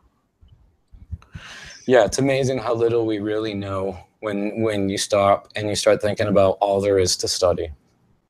Yeah, and I think that's something that I see. You know, I see it over and over again. I was speaking with a guy this morning who's going through a big mite problem in his greenhouse, and it's like he's convinced that he's going to go about it one way and it's going to be the solution. And I'm always reminded of that Mark Twain quote. It's not the things that you don't know that are going to get you. It's the things that you know for sure that just ain't so. Right? And I think we all suffer from that a little bit, you know. We all believe that the things are the way they are, and we're so sure of them. But in reality, I think that it's still such a nascent industry that we should all really be quite open to learning new things and questioning the dogmas that we believe is true. Oh, yeah. Absolutely. Absolutely. I love it. And, you know, for the last 24 or 5 years that I've been distributing Jack's book, The Emperor Wears No Clothes, and being part of it, I've always written in a Daniel Bornstein quote that once I read it, I felt summed up cannabis prohibition. And he states that the greatest obstacle to discovery is not ignorance. It is the illusion of knowledge. Yeah. Exactly. Yeah. Same thing said a different way. That's actually really quite a nice quote, Todd. Yeah, I've written it in so many emperors. It's not funny because I think it's what people think they know about cannabis that gets in the way of them actually learning what is about cannabis. And now, thanks to the internet and thanks to the way we share information, more and more people understand hemp's history, and more and more people are believing cannabis's medical capabilities because they're experiencing it through their own friends. And I think that is really changing the scope of how people are relating to it, if you will. And, you know, the East Coast can, you know, appoint the most draconian jerks they want to the medicinal boards. But at what point will society simply not tolerate it or take their authority seriously? Because if you can't lock me up and if you can't bring me in front of a jury and you can't get a conviction, at what point are you bluffing? And I believe right now that they're bluffing against the cannabis industry because there's too many of us, too few of them, and even too fewer juries willing to convict people in states where the activity is totally legal. Because just think that whatever jury they pull a person in front of is made up of voters. And if you have a state like here in California where 6 out of 10 of the voters already voted that the activity should be legal, you're going to be hard pressed to get, you know, every single one of them jurors to convict. You only need one, right? That's right. You've got too much toothpaste out of that tube.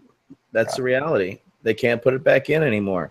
We've ran this ball so far that they blinked, and by the time they blinked, we are way too far ahead of them. That's right.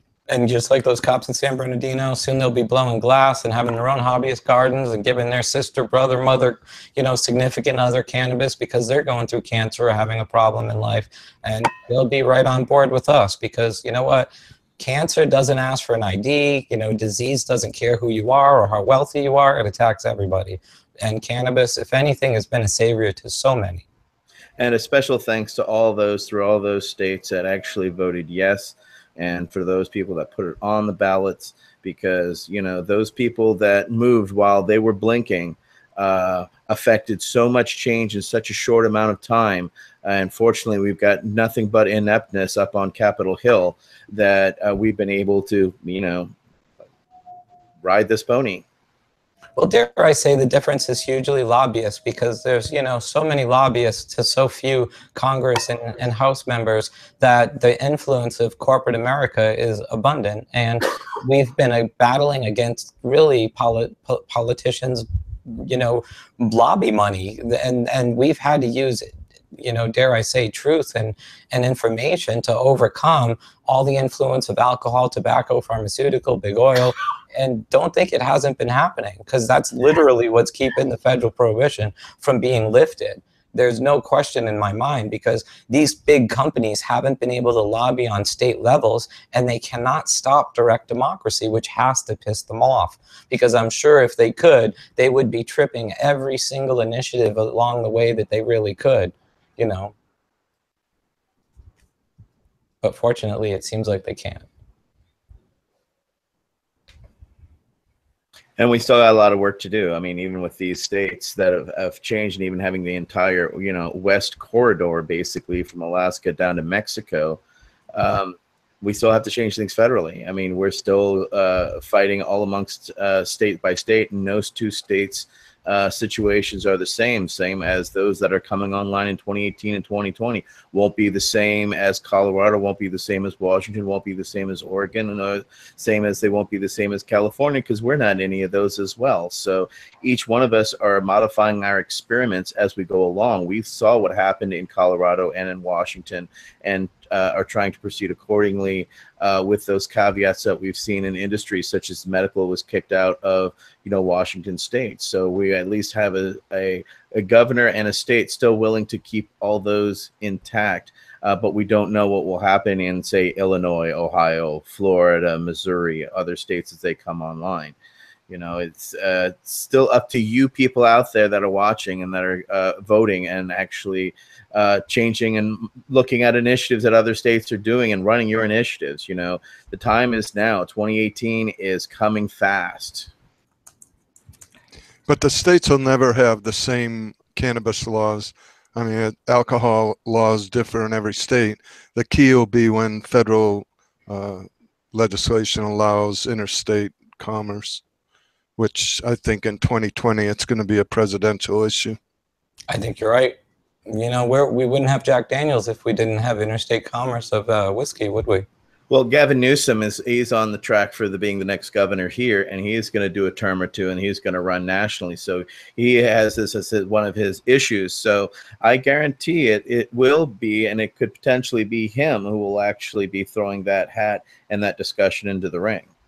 He would be great. I would almost hope that he skips governor and tries to become president. I mean, I think that's part of the stepping. You got to do one. You know, it's a stepping stone. You don't just, you know, you can't pull a Sarah Palin and do half a term and get. Trump did. You can't pull. Don't we have that now? What was Obama governor of? I don't remember him being governor of anything. He was senator for 2 or 4 years, something like that. Yeah, he did senator. So, I mean, there's the stepping stones. And Kamala Harris is talking about running in 2020. So Gavin might do it to counter her. I don't know if they get along, but I sort of think they're competitors. I would think not, considering their politics are kind of opposite. Right. Yeah. Well, that would make a good president-vice presidential lineup then, you know, if you've got two opposites. Same party. Yeah, it'll be interesting to see. I mean, sounds like they split the vote. Yeah. I think what's going to cause the change is just the demand from the people. I think sharing information, it's tearing down their paper wall.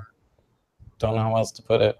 They're losing at every level. And I think Americans like to vote against whoever's been in power a while.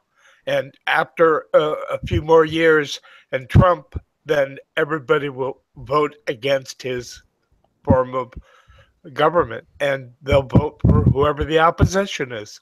He's not going to last 4 years. He'll be lucky if he makes it to 2018. I heard he was going to buy 8 more. That's he's just going to buy. Can I just purchase another vowel? That's the problem with voting. No matter who you vote for, the government gets in. Fact. Or the industrial military complex comes. Right wing, left wing, I still see a big stupid bird. You know, so but again, my faith is in the people, and my faith is in the fact that we have direct democracy, and that is going to overcome the federal government's ability to enforce their laws. Back, you know, you go 20 years ago, they had the cooperation of the state. And now technically, you know, with Rohrabacher, they don't even have the ability to spend the money in the state. So we're in a very different place. And I don't see how that's going to go backwards for them, because as things implement in this state and you start seeing the numbers come out of California, they're going to dwarf Colorado, Washington State, Colorado. Todd, did you think that Trump was going to win? No, not for a minute. Okay, so we shouldn't bother listening to him, folks. I didn't think that a trust fund baby from New York would appeal to middle America on any level. A guy with gold-plated toilets in his private jet would get a vote in Wisconsin from a dude that's a hard-working, you know, no. I never for a minute thought that he would. And he didn't. I was afraid he might win, but I was praying he wouldn't. The thing is they, Russians, went into 39 states and got into the computer systems, and no investigation, maybe Mueller is investigating it, but no investigations that we know of have investigated if they've tampered with data, tampered with even votes. There's been no backward investigation. So we don't, and what's surprising to me is the past 10 months, they kept saying, well, the vote totals were legitimate, the vote totals were legitimate. So I have real doubts if we have even a legitimate democracy. Going back to Bush in 2000, they did no investigations on the voting machines, Diebold machines, and 2004 also with Kerry. They were hanky-panky in Ohio. You know, Tom, I'm one of the only people to sue Diebold and win. Oh. Yeah, in 2004, we lost our election in Berkeley for a measure for allowing for us to exist, and we lost by less than 1%. We had to pay, we got donations, we had to pay almost $30,000 next day, and then go down there and go through a physical recount. And you want to see absolute horror, Tom, watching recount and watching the hanging chads and all that go down. It was stupefying, and it basically, it was so fucked up that we had to go to court. We actually had a law firm call us and say, hey, you have the perfect storm. We want to take it and run it all the way up the court system. And it was these lawyers out of Florida, and they did, and they ran it. And in 2008, Alameda County, nor Diebold could produce, I kid you not, 420 voting machines. We wanted to see what was inside the actual voting machines you and I vote on. And Diebold said no. And we said yes. And after 4 years, the courts decided that because they could not produce these machines, we won by default. And we got our measure put back on the ballot in 2008, and we won by over 60% of the vote. But it was very long, very costly, and we were not able to do it or afford it. It would happen to be pro bono lawyers who have been dealing with these similar cases, and we had the perfect storm, and they won on that. But we're the only ones that I know of to sue them over that, and we won the right for every American now to look inside the voting machines. So take it further. Somebody who's watching this, take it further. You know, there's further investigation. We know they took these machines to the latest hacker convention the other day, right, a couple months ago, and they got through that thing in minutes. Easy. Not even funny how easy and how simple it was to get into. And there has to be an opening of discussion regarding the manipulation and interference, because that's the whole reason we took our case and we won it. But it could still be taken further so that people could investigate that.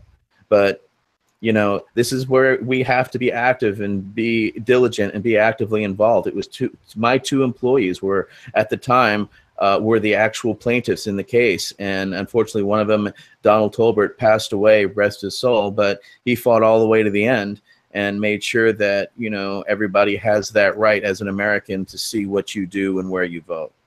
Well, maybe also we should get rid of the Electoral College, because it just doesn't seem right that somebody can get more votes and lose. No, right. 3 million more votes. Right.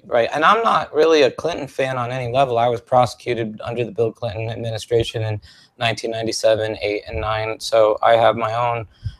You know, I don't like either of them, but you know, it is amazing, and it goes to show that we really don't live in a democracy when we can get 3 million more votes for one person than the other, and the person that lost becomes the winner. Right. And it happened with Gore also. Yeah, with 5, like, yeah, it's unbelievable. And I don't know in a way, like how much, as America gets educated and people get educated, will we tolerate this? Because really they've gotten away with manipulating us by keeping us ignorant. I mean, this is why, you know, the book above me, we used to have to go around to Kinko's and photograph copies of it and give away the photocopies, because we didn't have the internet. We didn't have PDFs. It was the only way to actually share information, was to share information. And now that's changing. And look how much change we've seen in a way socially with cannabis in just the last 20 years of people being able to share PDFs and get information off the internet. It's changed the way they think about cannabis, I think, in a massive way. Well, I think that the electorate is much stupider and less informed than it was, let's say, 20 years ago. I mean, when you had the 3 major stations, at least they were competing with each other for the truth, or trying to get the best story out there. Now you have special interest sites, basically, that are spinning it their way for their audience, and people are living in little bubbles. And now you have more misinformation out there than ever before. And it applies to just about everything we do. You were mentioning before about how great the internet is, and the internet is a great source of information. It's also a bad source of information. You know, when I was first researching for the Growers Guide in the 70s, all of my information was coming from peer-reviewed papers that I was copying in libraries. You know, and now you go on the internet, you know, you can find the peer-reviewed ones if you're looking for them. But otherwise, if you're just going on there and looking at YouTube and all this other stuff, there's so much crap out there. It's incredible. And that's just our little world of cannabis. You know, when it comes to politics, it's just unbelievable what people believe now. And the isolated little news sources that they rely on, which are, you know, promulgating all this crap and this bullshit. Hey man, I heard the old age in the 70s. I'm really disgusted at what it's become in terms of what people know. And it's exemplified by somebody. We have a president now who doesn't even understand the way the country works. It doesn't understand the separation of powers. He doesn't understand anything. And he's running the country, supposedly. He understands how to go. It's scary. Hey, the internet told me the world is flat. On that note, he does understand one thing. He understood how to fool us all to get elected. That's right. Well, thank you all for coming out today. It's happy high noon, and we're all going to go do things in air-conditioned environments. So until next week, everybody, thank you very much for coming and listening to us talk about cannabis. Okay. Great week, everybody. Thank you.